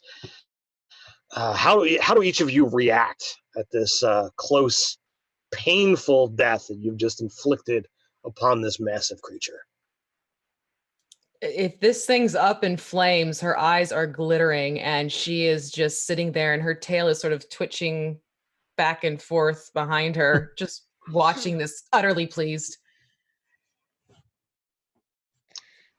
I watch with detached interest for a moment, and then I look up at where the guy that sets the stuff up is. Mm-hmm. Mulgrit. Timmy. Is is this thing on its feet, burning and screaming before it drops, or it's on its feet for a moment before it, before it drops, while Bramble's tail's twitching and staring at it, and this thing's yelling out in pain. I'm yelling along with it as I pick up my great axe, and even though it's dying, I'm going to try to lop its head off. Okay. I'm not gonna require a roll on this. It's stationary. You know your business. The head goes flying, and quite comically winds up going in the direction of the audience. Burning blood sprays out from you, leaving this nice little comet trail as it heads off into the audience. Thankfully, the fire burns out before it gets there and causes a panic. But one lucky fan gets a troll head lobbed in its direction. Bramble totally followed it too, like she was tracking it. Foul ball. All right. So there's a number of people in the audience. They're yelling and cheering, and you realize for the first time that this was probably going on the entire time. Fight didn't last all that long, but the kitty cat went down, then she got back up and actually killed the thing. And or some people think that, some people think the turtle killed it. It was a grand display of life and death and burning, and it was a grand display. The the manager kind of escorts you guys out, and it's like, oh, that was fantastic. As agreed. He hands over the pouch full of coins. And as you head off, you see a woman with a satchel full of bandages, and they're like, oh, for a gold, we can kind of set some of those wounds in and help you feel better. And you've got quite a sizable purse there. Aren't you cute? And I'll do cure wounds on myself. Right in front of him. That's it's quite impressive. Who has the pouch of our winnings? I was presented to Ermin, who's muted. Sorry. No, I will pass it to Rarick to split with Thorn because I have the coins from the chest, and that evens out. I was just going to reach into the bag and pull a single gold coin out and give it to this woman. Mm-hmm. I mean, if you give me the coins, Like, I'll I take hand them. you the coins. Like, so she heals you for 7. Right. You've got a little bit of tonic mixed into the different wrappings.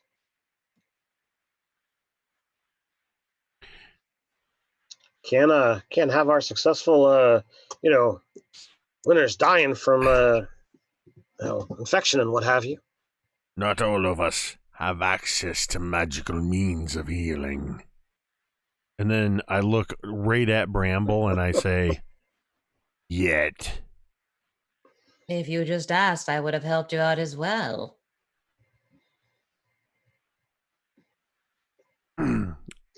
I just sort of shrug, and then I'm going to just look for like a wall or a bench or a flat surface on which I will sit down, and I just one by one start pulling out the coins, going, one for me, one for you, one for me, one for you, until I've split the 54 remaining coins.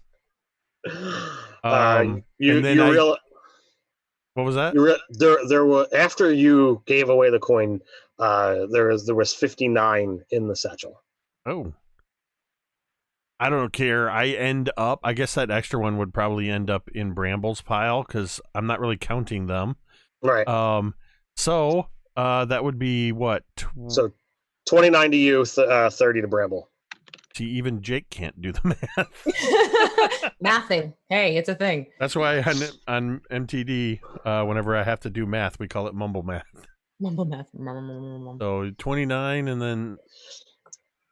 Okay. Cool.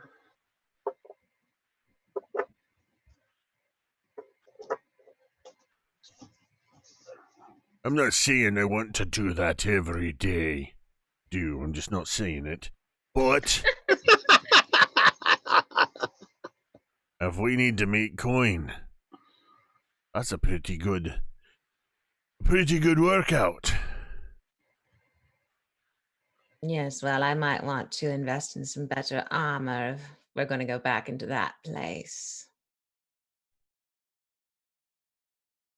It was passably fun. I'll be I back got with to see some- questions. Well, Love to see something burn. we've got plenty of coin now, Omen, so you can buy your information. This Sweet. is true. I still want to see if I can find it on my own first. I have a feeling we'll be here for a bit. I look around the arena, and I imagine seeing, maybe seeing where the creatures are coming from, and seeing that person that was running the show there, and just sort of having that look, leaning on my battle axe and sort of picking it up and hooking it back into my shell. Yeah, definitely want to be here for a little bit. So, Omen, do you go and seek out Mulgrid again? I do. So, almost as if, he was kind of waiting for you to return. He's got, things in motion, and, he's definitely got some, variety of papers like scrawled there on the table. So, you said that you wish to see me after the fight. Looks like I did. You guys handled it easily, just like I said. You guys actually won, so there was a little bit of a extra thrown in there for you. Well done. Oh, you didn't expect us to. Cute. Oh, no, I told you that, I did expect you to win 3-on-1. It's a kind of a no-brainer. Mm-hmm. Listen, So, yes. I'm Torque's niece. I know that he's expired. I know that something happened to him. I know what the people are saying, but I don't quite believe it. And I'm going to be honest with you. I didn't know him well, but he was blood to me, and that can't go unanswered. He just gives you this weird look as he takes in the horns, the ashen color skin. Okay, stranger things have happened. So you're his niece. Yes. What can I do for you?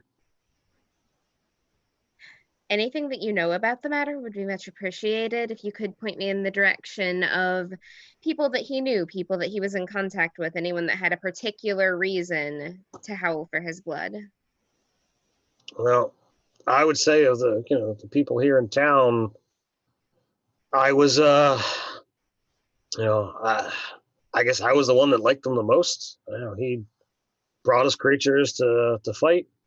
Or not for me to fight, dear God, no. But brought kept the stable full so that fights could happen. Audience pays good money to see interesting creatures fight. He's brought me beasts. He's brought me plenty of them little barking critters. What happened to his remains? Oh, Bainbridge over there, said, well, didn't have anyone in here that cared much, so he was thrown under a rock at the local cemetery. Wasn't much fuss. Pretty much, nobody really turned out to really say much more than farewell. And how long ago was this? I don't know, 2 weeks ago. So there won't be any evidence left on the body. Wonderful. 2 weeks of rot. I'll still be asking around. I'll find out. What is it that you want to find out? What happened? Well, the story that is kind of leaked out is that he got set on by some kind of wolf. I mean, he's known to bring in all kinds of creatures here. Do you think there was foul play? I suspect that might be possible. I suspect it may have been something else. Whatever it was that killed him, however, you would know for sure if it had been taken down. So regardless, in this vicinity, in this place, there is a man-eater. Correct? Well, I mean, you gotta see what we do. It's the fighting's what brings people and money into this town. Oh, aye. Yeah. But if this one's on the loose, it's bad news for the lay folk, and whatever that creature was, be it man or beast, it cannot go unanswered. He was blood of mine. No, I really didn't think much of it. If you've been to his place, there's cages and shackles and things. So I had just assumed that he brought something in and hadn't brought it to me yet, and it got the better of him. It's possible, but I suppose we shall see. That said, I believe my friend is going to want to fight here again, and if he does so, I shall stand beside him. And I suppose we'll get to the bottom of this eventually, and I get to my feet. All right. Well, if you're looking to sign up again for a match tomorrow or what have you, just let me know. We'll certainly be able to set some things up. Be well until then. Oh, and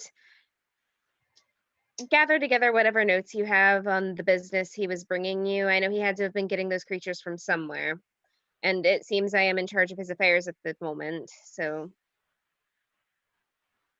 Okay.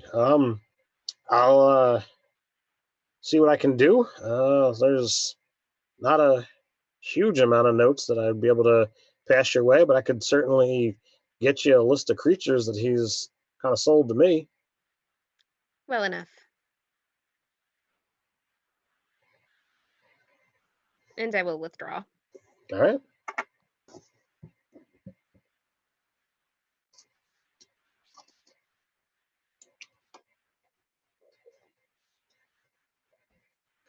So what do you guys do?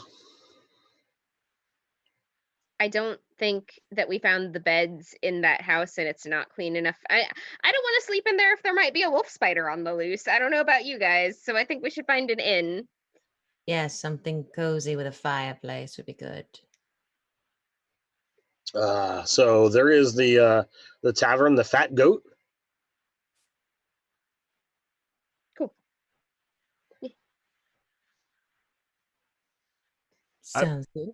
Pretty much whenever we're moving around, I just imagine Ririk moving, kind of staying close and behind Omen and Bramble, almost like a bodyguard.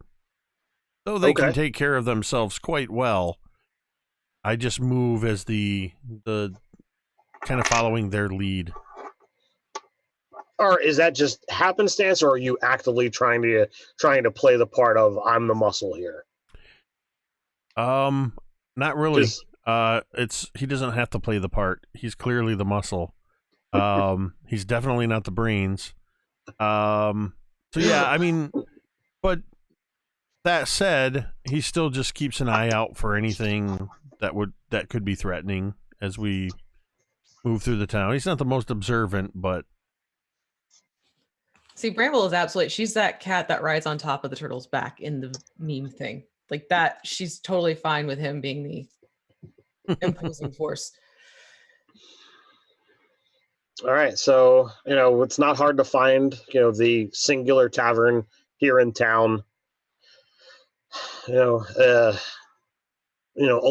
gentleman, clearly got the receding hairline, the drinking gut, the stained apron, clearly stands out from the few patrons that are here.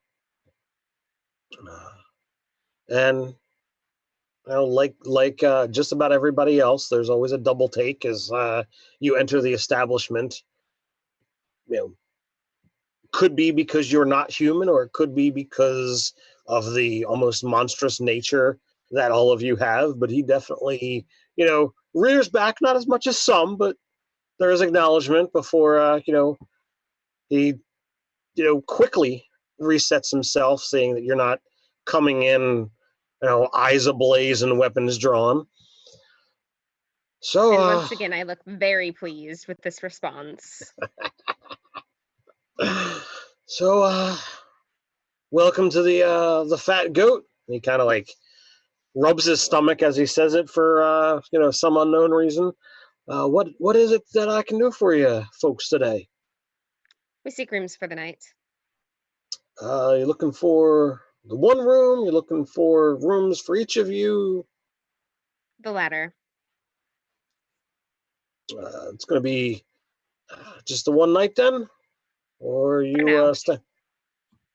That'll be 3 silver for the night. Throw in 2 more. We'll give you a meal.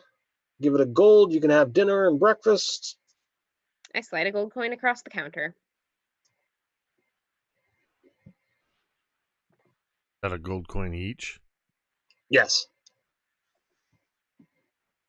Sounds like a good deal. Good Lord, what happened there? Oh no. Seems like a good deal. Apparently, I'm still workshopping Rarik's accent. He doesn't say anything. He just grunts and puts a gold piece on the table. So the coins, quickly, are all, hefted off the counter. Hands each of you a key.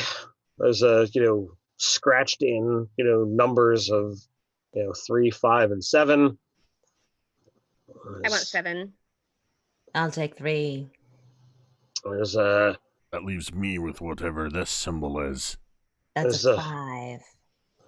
8 rooms upstairs. Evens on the right, odds are on the left. You don't know the symbols, you can just match the number on the key to the number on the door. You can request that you eat the meals down here, or I can have it brought up to your rooms, whichever you prefer. I'll come down. I have reason to speak to people, ask things around. Is there a fireplace there? Oh, there absolutely is. I'll have mine down here, over there. And pointing right to the fireplace area. And as you point in that in that direction, it's just at that moment that one of the logs in the fireplace gives that crackle and pop, and the wood just explodes that little bit. Saucer eyes go like big, wide, excited face. And for you, and it kind of trails off. You kind of get the impression that he was gonna say, like lad or lass, but like doesn't really know how to take in the Tortle. Wherever they are, I am. All right. So just let me know when you'd like your meals then, and I'll have them sent over.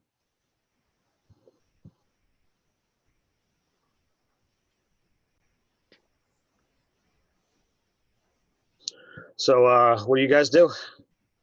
What time of day is it? Yeah. It's middle of the afternoon, so it would be approaching dinner time, but not quite there yet. You guys had kind of started the day, here in town. All right. You want to ask What some was that man's? questions? Sorry, go on. You want to ask some questions, Omen? I think so. I think it's time to go back to that information broker. Yes, now that you have a little bit more coinage, maybe he might have more to sing.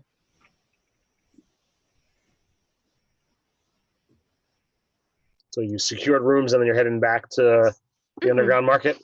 Yes.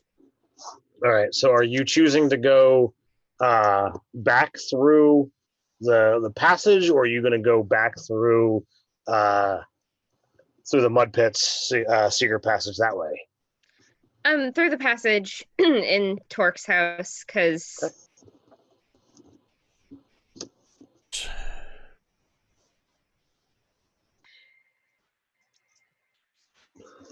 and hopefully not run into any spiders on the way through.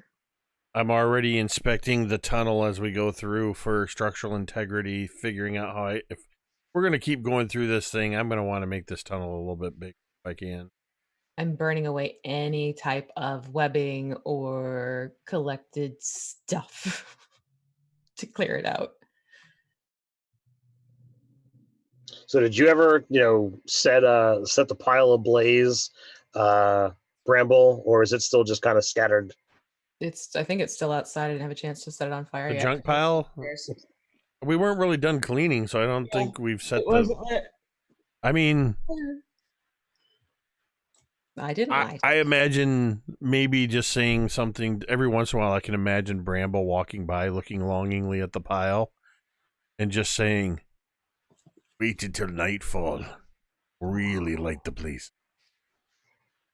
That's a good point.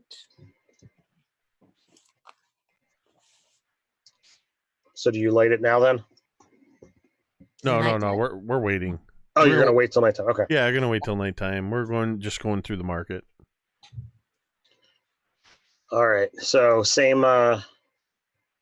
marching order. You're forcing the Mhm. the Tortle to crawl again. Mean people. No, it'd be mean if I crawled on top and rode on his back while he did that. See, I was far enough ahead that I didn't notice the first time, and I don't notice this time either.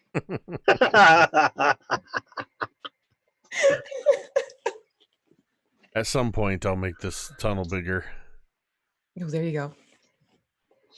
So as you emerge into the into the underground market, you are preparing to beeline straight for Azar's, and as you step out, it is more obvious to Bramble, even though Omen, you're looking straight in his direction, that there's a surprise look, and he quickly steps out of the tent and moves towards the only other egress from this room that you haven't seen, and begins heading out of the room. We've got a live one. I can see that. How far away is he? I mean, it's across the room. Let's see here. I mean, you're talking about a good 80 feet away. Oh, it's tempting to entangle him. Do it. You're a Tabaxi. You could get to him. Oh, that's right. I have that move. Yeah, I'm going to chase after him. I forgot I have that. Using my feline agility. All right. Why don't you roll initiative off to see who moves faster, you or him? Okay. I got a 14. 13, you say? 14. Oh, 14. All right. Well, he manages to, slip down the passageway, and he is out of sight before you were, really ready to move. I guess his movement took you by surprise. So do you still wish to give chase, leaving your companions behind? Do you all just set off into a run? Oh, I'm definitely chasing. If they're running, I'm running.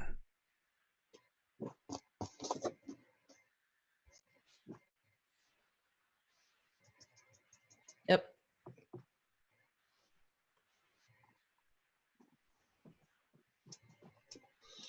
All right. So as you, head down this passage, this one seems to kind of take a couple slight bends and turns as it goes down. You notice that or at least Bramble does. He's not really leaving much in the way of boot prints in the soft earth.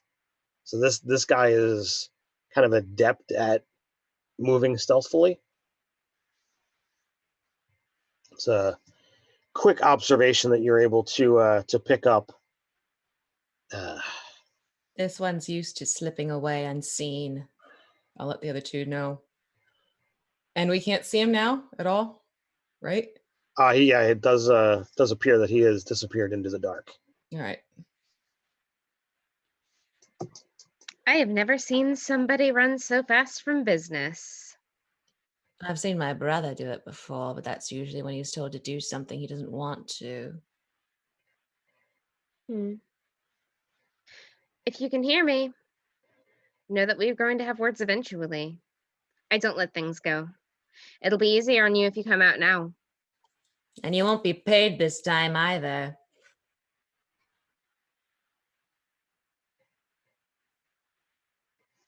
And then I just follow it up with a That's the Tortle still trying to find an accent. I've never been able to growl with an accent.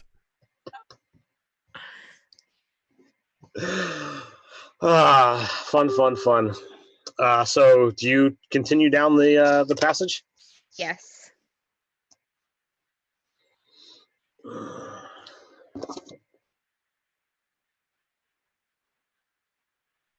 So as you step down, this passage, you find yourself in a room that is decorated with an eye for comfort and luxury. There are several large, colorful chairs with brightly colored, overstuffed pillows and silk drapes hang from all of the different frames. It's a pretty large room, and you see several different passageways out of here.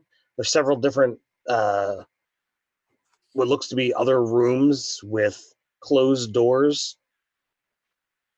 So you've got 3 different ways to go, and 3 different rooms within this chamber. So 6 different ways to explore. Brambles is absolutely looking at the comfy cushions longingly, but deferring to Omen. So as Bramble is eyeing up one of these cushions, there's a variety of different sizes. Omen, you say, yeah, comfortable cushions are they're valuable, they're useful. You should probably take one.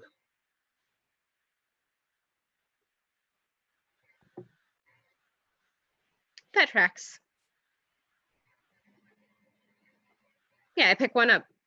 All right.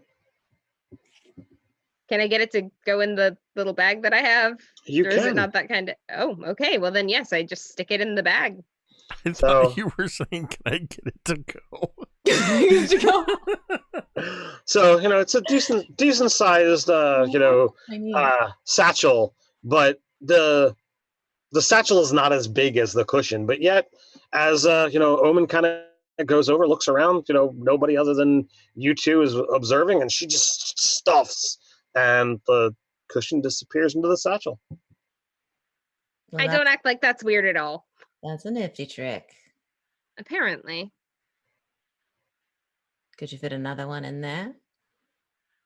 I try it. That's a spectacular idea, and goes in with no problem.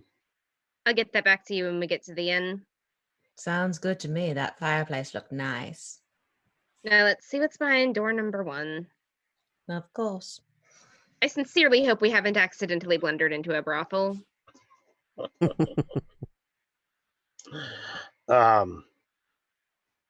So as you open up the door,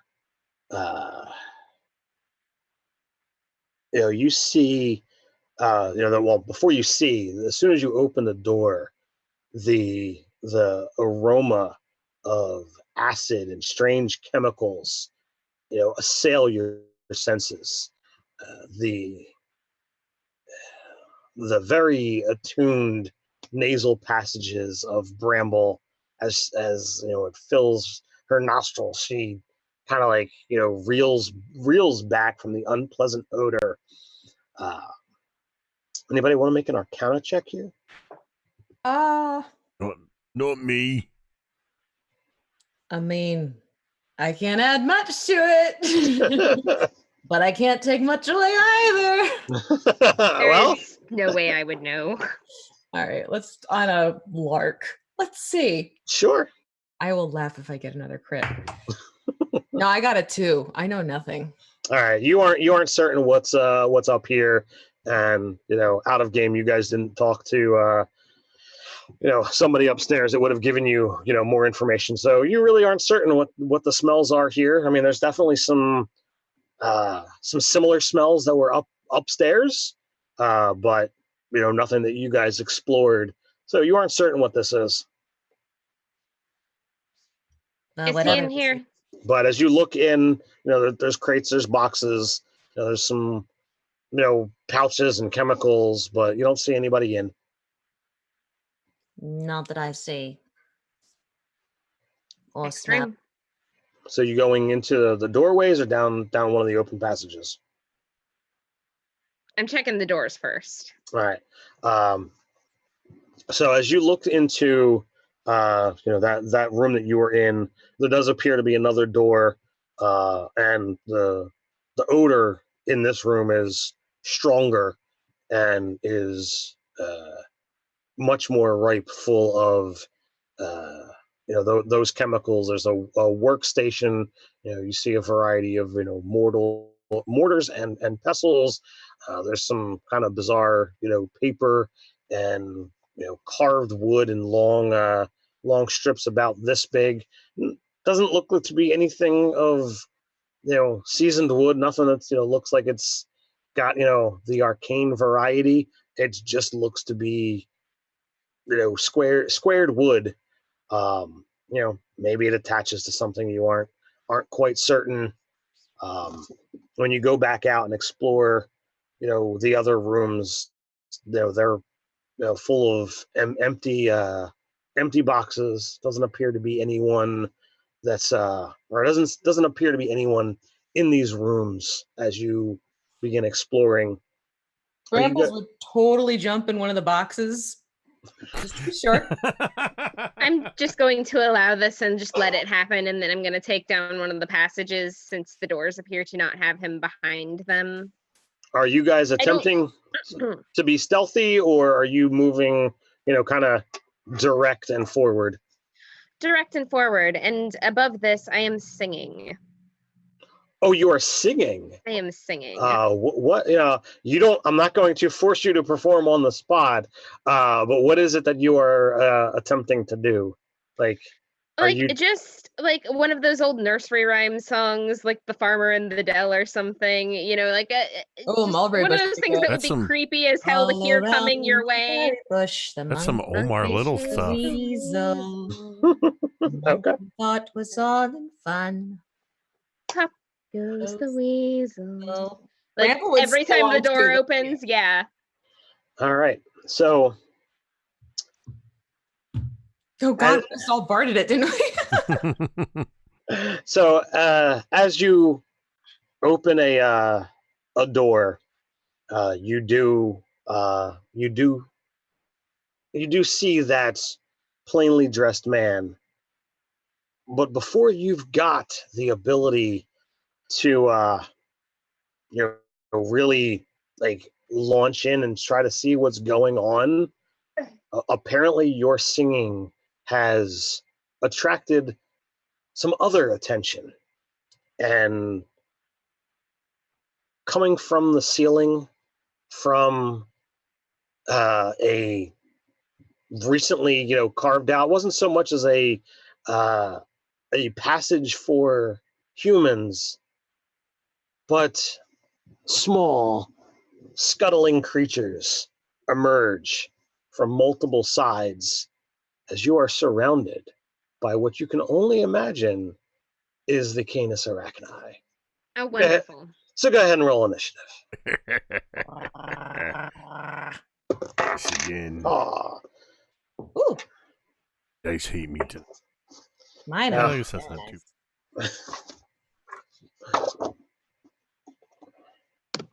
10.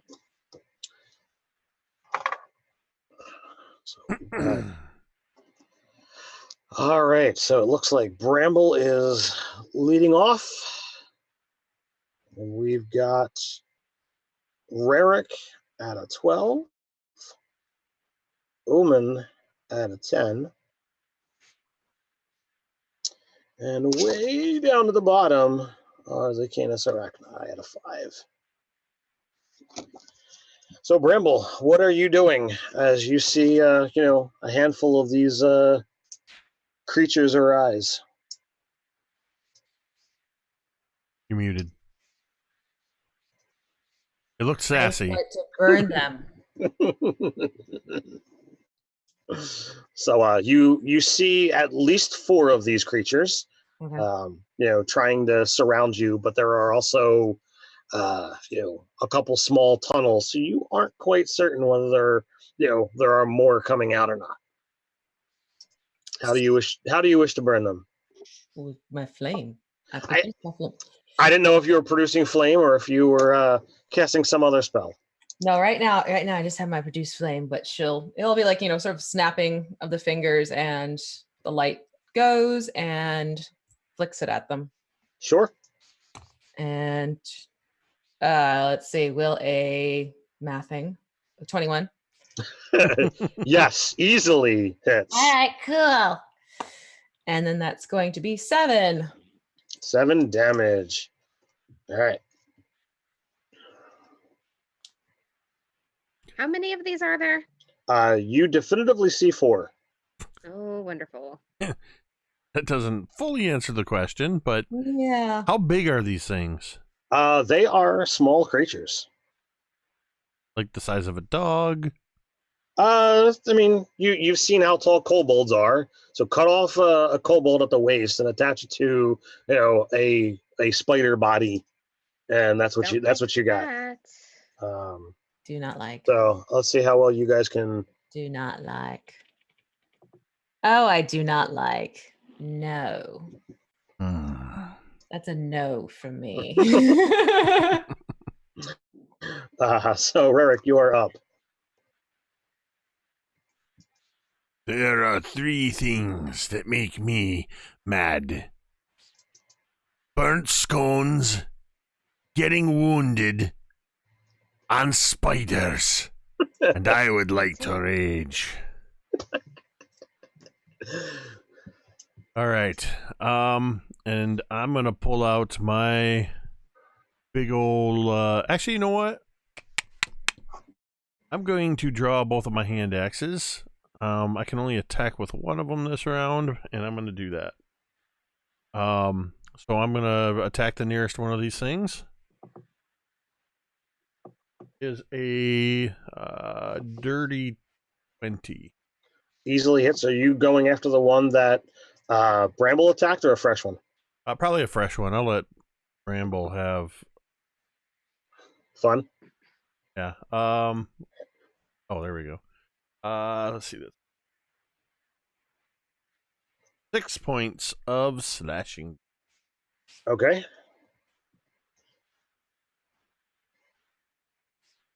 All right, that brings us to Omen. All right. Do either of you particularly mind if we double up because action economy reasons? Don't mind at all.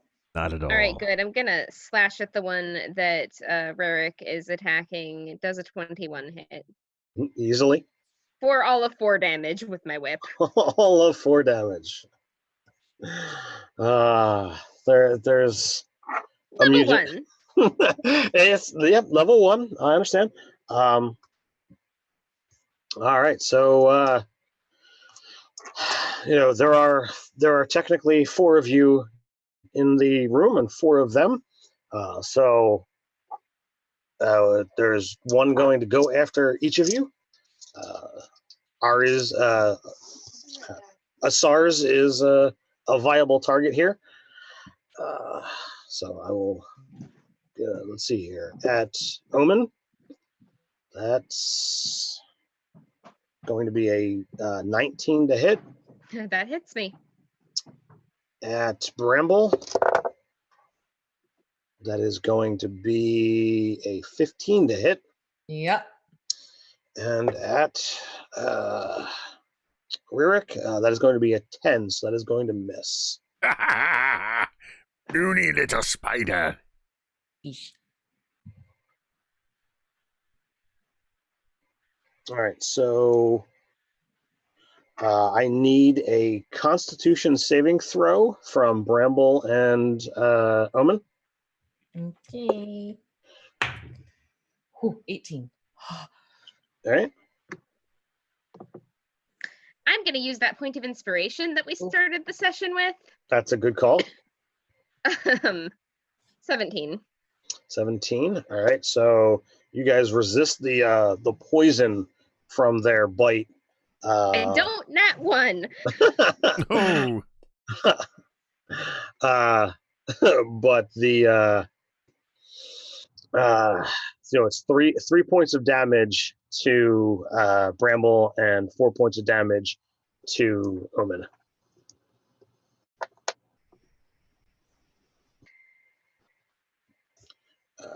So that missed. All right, now I gotta look at Asar's. And they miss Asar's with the bite. So what is Bramble doing? Kitty burn. Dat kitty burn. That's a Pyro kitty activated. So what do you got? She'll produce flame and actually kind of like blow it, almost like flamethrower-esque looking like, but freaking bugger that came after her. So that's going to be a 12. That'll hit. Ooh, nice. Oh, nice, even better. And that's gonna be 11. 11 damage. Wow. Yeah. All right. No, take it back. No, not that. No. That is just I was adding in the hit again. So that's 7. That still finishes it off. Oh, cool. So then Rurik. All right, I'm now going to attack with 2 hand axes. Ooh. That's going to be with the first one, a 22, and the second one is a 12. They both hit. Barbarian fighting with 2 weapons. What kind of nonsense is that? It's like No athletics proficiency, 2-weapon fighting with little hand axes. I'm breaking all the rules. So that's going to be... don't even bother rolling damage on the first attack. All right, well, it was 6 anyway. Now, the second one, I don't add my damage modifier or ability modifier, but I still add the rage bonus to the damage, correct? Correct. All right. That is a 6 on the die, so that's an 8 on the second attack. Nice. And that's all I got. I'm not going anywhere. I'm staying right in the middle of all this. So 2 have dropped. And it is time for Omen's attack. All right. So I guess I'm going to target a different spider creature. So are you going to target the fresh one that is attacking Asar's, or the one that has been just injured by Rarick. I'm going to attack the one that's attacking Asar's because he still owes me information. 14. Hits. Again for a whopping 4 damage, but I'm going to say eyes on me as the whip cracks into this thing's back. Okay. So with that, the two that are there, they actually turn on you. The one completely misses, but the one that you whipped, he actually almost as if it was like using the ally who missed as a distraction and a feint, and its bite comes right in at you and finds a chink in your armor. I need you to roll a Constitution saving throw with disadvantage. Ooh. 13. All right, you pass, but some of the poison winds up getting through. Ooh. All right, let's see here.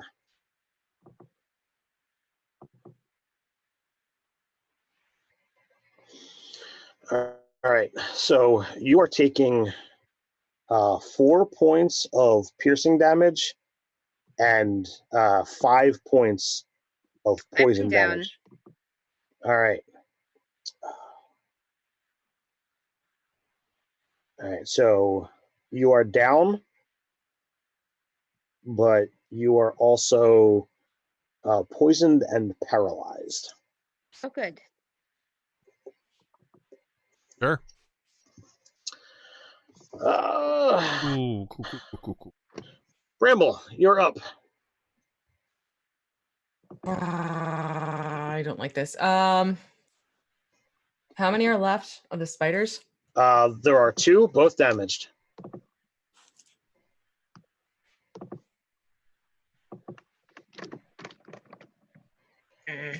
All right, I'm gonna try and kill off one. So I'm gonna go for the one that just went after Omen. All right, so both of them attacked Omen. There's one that's been whipped and one that's been hit with a hand axe. Who are you attacking? Whip. All right. And that's going to be a dirty 20. That hits. All right, cool. And then 5 fire damage. All right, it is still up. Bugger. Next is Rarick. All right, I'm going to do the same thing. 2 attacks. I'm going to attack once and see if I can finish this thing off. Okay. That's going to be another dirty 20. Okay. What is your minimum? The minimum is 5. All right. Don't need to roll. Second attack. So as soon as that one's done, I turn and I'm heading over to the one that Bramble's engaged with. I mean, they were both right on Omen, so they were next to each other. Oh, okay. Well, then I'm just turning to it to finish that. See if I can finish that one off. And that is going to be a 10 to hit. A 10 is going to miss.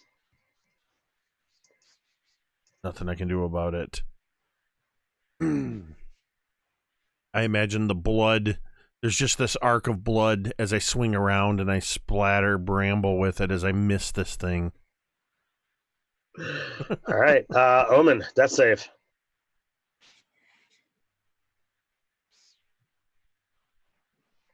The whole time I'm calling, Omen! Omen! Are you saying Omen or Oman? I'm saying Omen. Megan, what did you get on your death save? You were muted. Oh, I failed it. Okay. Not in that one though, right? No. All right. So there's one step closer to death. So when you went to engage the creature that's here, Rerick, did you try to interpose yourself between it and your companion, or did you just kind of saddle up next to it?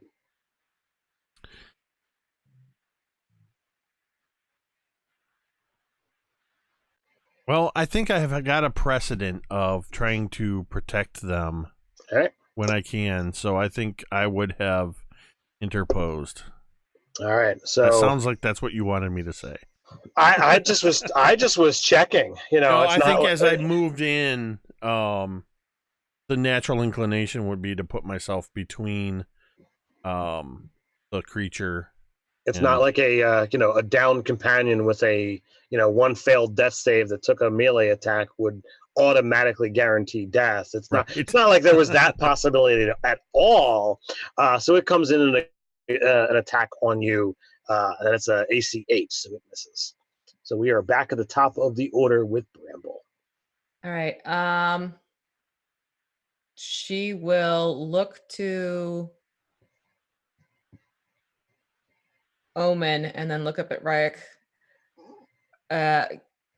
You take care of that little leggedy friend. I'll take care of our actual friend. And I'll do cure wounds. Okay. And that. Doodly-doodly-doo. Oh, come on, really? 4 points. Thank you. It's something. So you are restored to 4 hit points. You can remove your failed death save, and we're up to Ririk. All right. So it's just this one left, right? Indeed, you do. I'm bringing both my hand axes up and bringing them both down on top of this thing. That is an 11. It misses. And a critical fail. Oh, no. Yeah, I rolled a 1 and a 6. Okay. Can I give him my inspiration dice? Do you want to use your inspiration to let him reroll the 1? Yeah. All right. All right. Go ahead. That is the last of your tokens. Well, I did better. Got a 2. Okay. I got rid of those dice, Jake. They're the red ones that came with the essentials kit. They're Then usually you don't good to use me. those, do you? I was wrong. This is how we die. Yes, this is very much. Yes, it's my dice. Well, Ririk, the one that you've kind of thrust yourself upon, it still is apparently unable to make connection. That is a 10 to hit you. Keep trying to bite me, little one. I'll bite back. Bramble. Oh, sorry. We're actually Omen. Since you've been healed, you actually get a turn. So I might not actually have got an attack anyway. What are you doing, Bramble? Oh, sorry, Omen. Well, I am poisoned and Oh, paralyzed. That is why I skipped you, because I remember that you couldn't actually do anything. You're alive, but you're still paralyzed and poisoned. So I did miss. So it is actually back to Bramble. Okay. She's getting pissed off and her tail starts to whip back and forth. And as it's whipping back and forth, you see these sort of like viney spikes wrapping around it and coming out. And I'm going to use Thorn Whip. Oh, nice. Except it's her tail that turns into the whip. I like it. I thought it too and wasn't going to say it. Hey, you don't get singing from me very often, so No, you don't. I couldn't resist it. That popped into my head. 13 does. And for I don't know if it's gonna come into play, but for a comment like that, Jake, you get your inspiration back.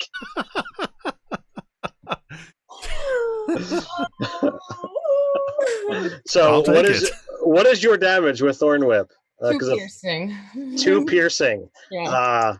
What does your Thorn Whip look like as you snag this creature for 2 points of damage? Basically, her tail wraps around this creature, and all of the barbs on her tail sink into it. And because it kind of has its grip on it, she'll whip her tail back, and it goes flying back with the tail, and she releases it, and it splatters against the wall.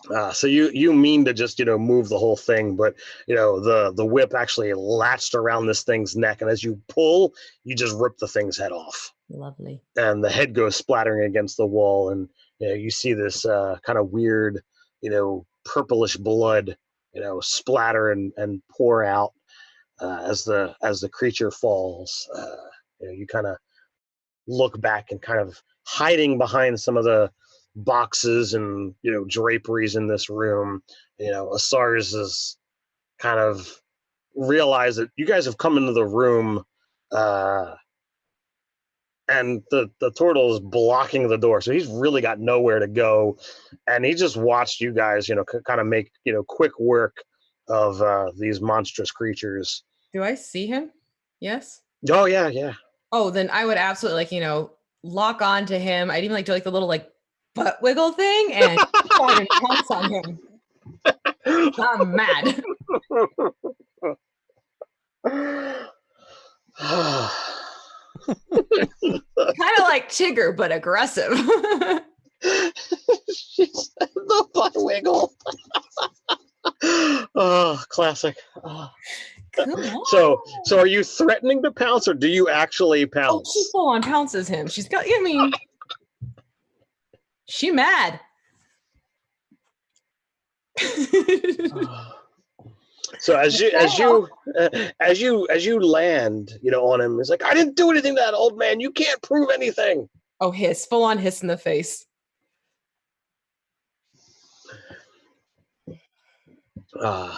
So after a minute or so, Omen, you do manage to come out of your stupor that you are in. I imagine while she's still paralyzed and lying on the ground, I kneel down beside her.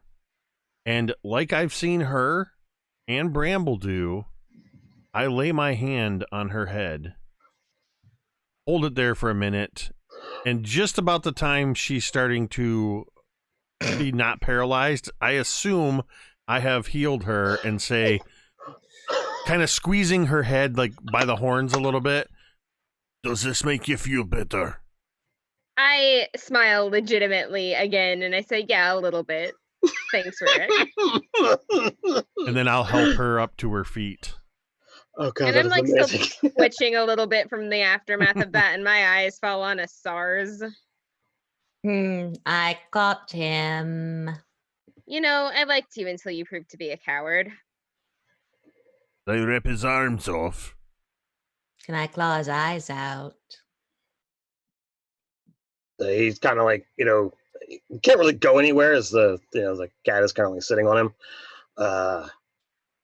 And it's right on the stomach, so it's the one paw's digging right in. Look, I can give you the information, but it's not my fault. Speak. All right, so these things, and he kind of points, in the direction of these spider creatures. He was looking to bring these things in, and he was kind of warned that they were dangerous and they were too much to handle, and it was message was supposed to be sent to kind of leave things off, and when the message was being delivered, there was a wolf and it scratched him, but the wolf didn't kill him. He kind of just toppled over and kind of expired right there. I mean, you've been to the house. It wasn't like there's a whole lot of blood. Yeah, he bled, but he didn't bleed out. So something else then.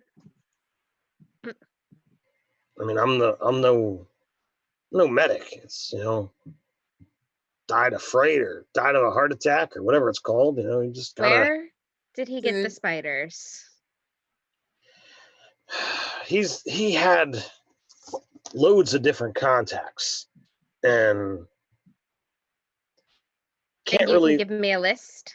I don't have them all. I can do some research and get you some names, but I only have so much. I mean, information is my game, but it might take some time.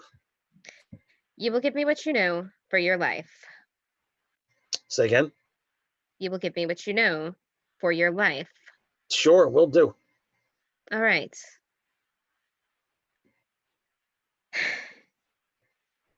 Well, that's enough for me.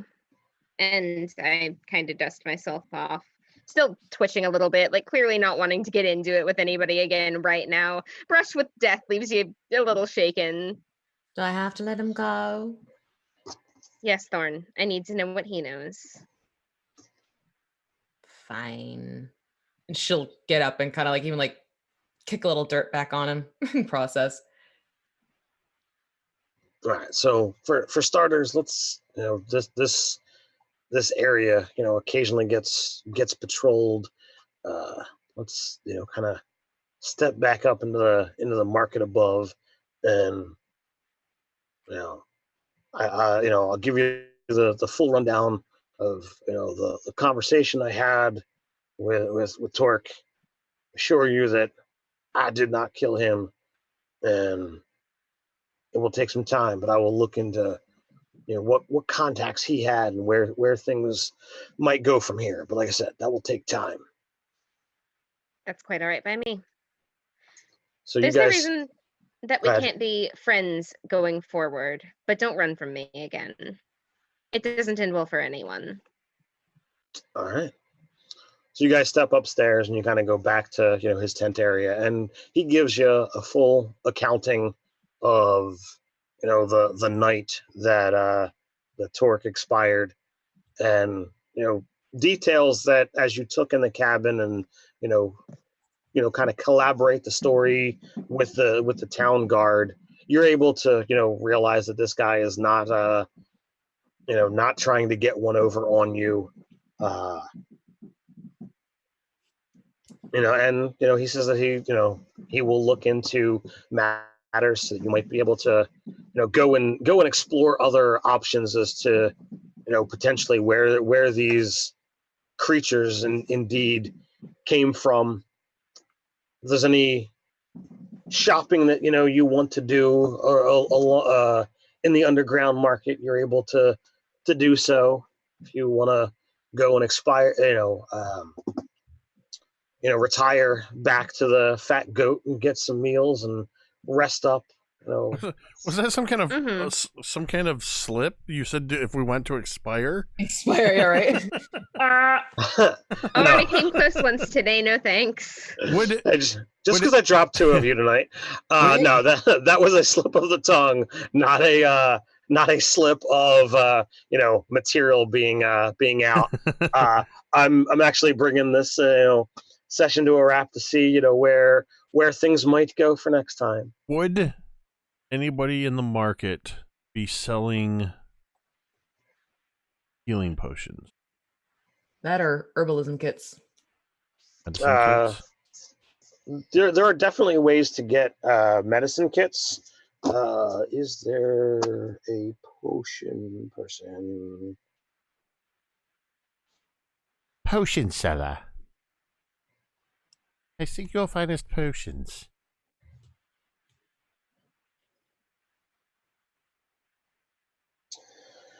So, the one of the places actually has some exotic aromas and herbal smells. So, Edwina's Exotic Tea is where you find yourself, and this this little older woman, hair graying. At first you think like, oh, well, there's this herbal scent, maybe that'll lead you there, and you're kind of a little saddened when she offers tea, but when you push and inquire further, it's like, oh well, I do have some herbal remedies if that's something that you're looking for.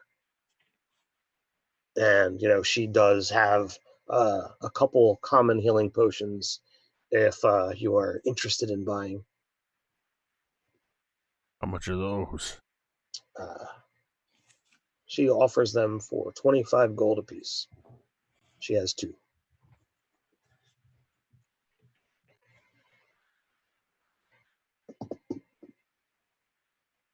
I'm going to buy one from Okay. her. I don't have to have like a medical card to buy from her, do I? No, it's not that kind of herbs. Healing potions are illegal. Healing potions are legal. Woohoo. All right, yeah, I'm definitely gonna. You said 25? 25, yep. And there's the common healing potion.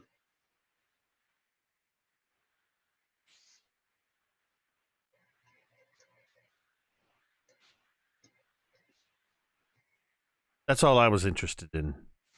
All right. So we'll end off there. You guys will be in a slaughter pen at least to start next time. So if there were any of these stalls that you had met this evening that you wish to chat with, they're there.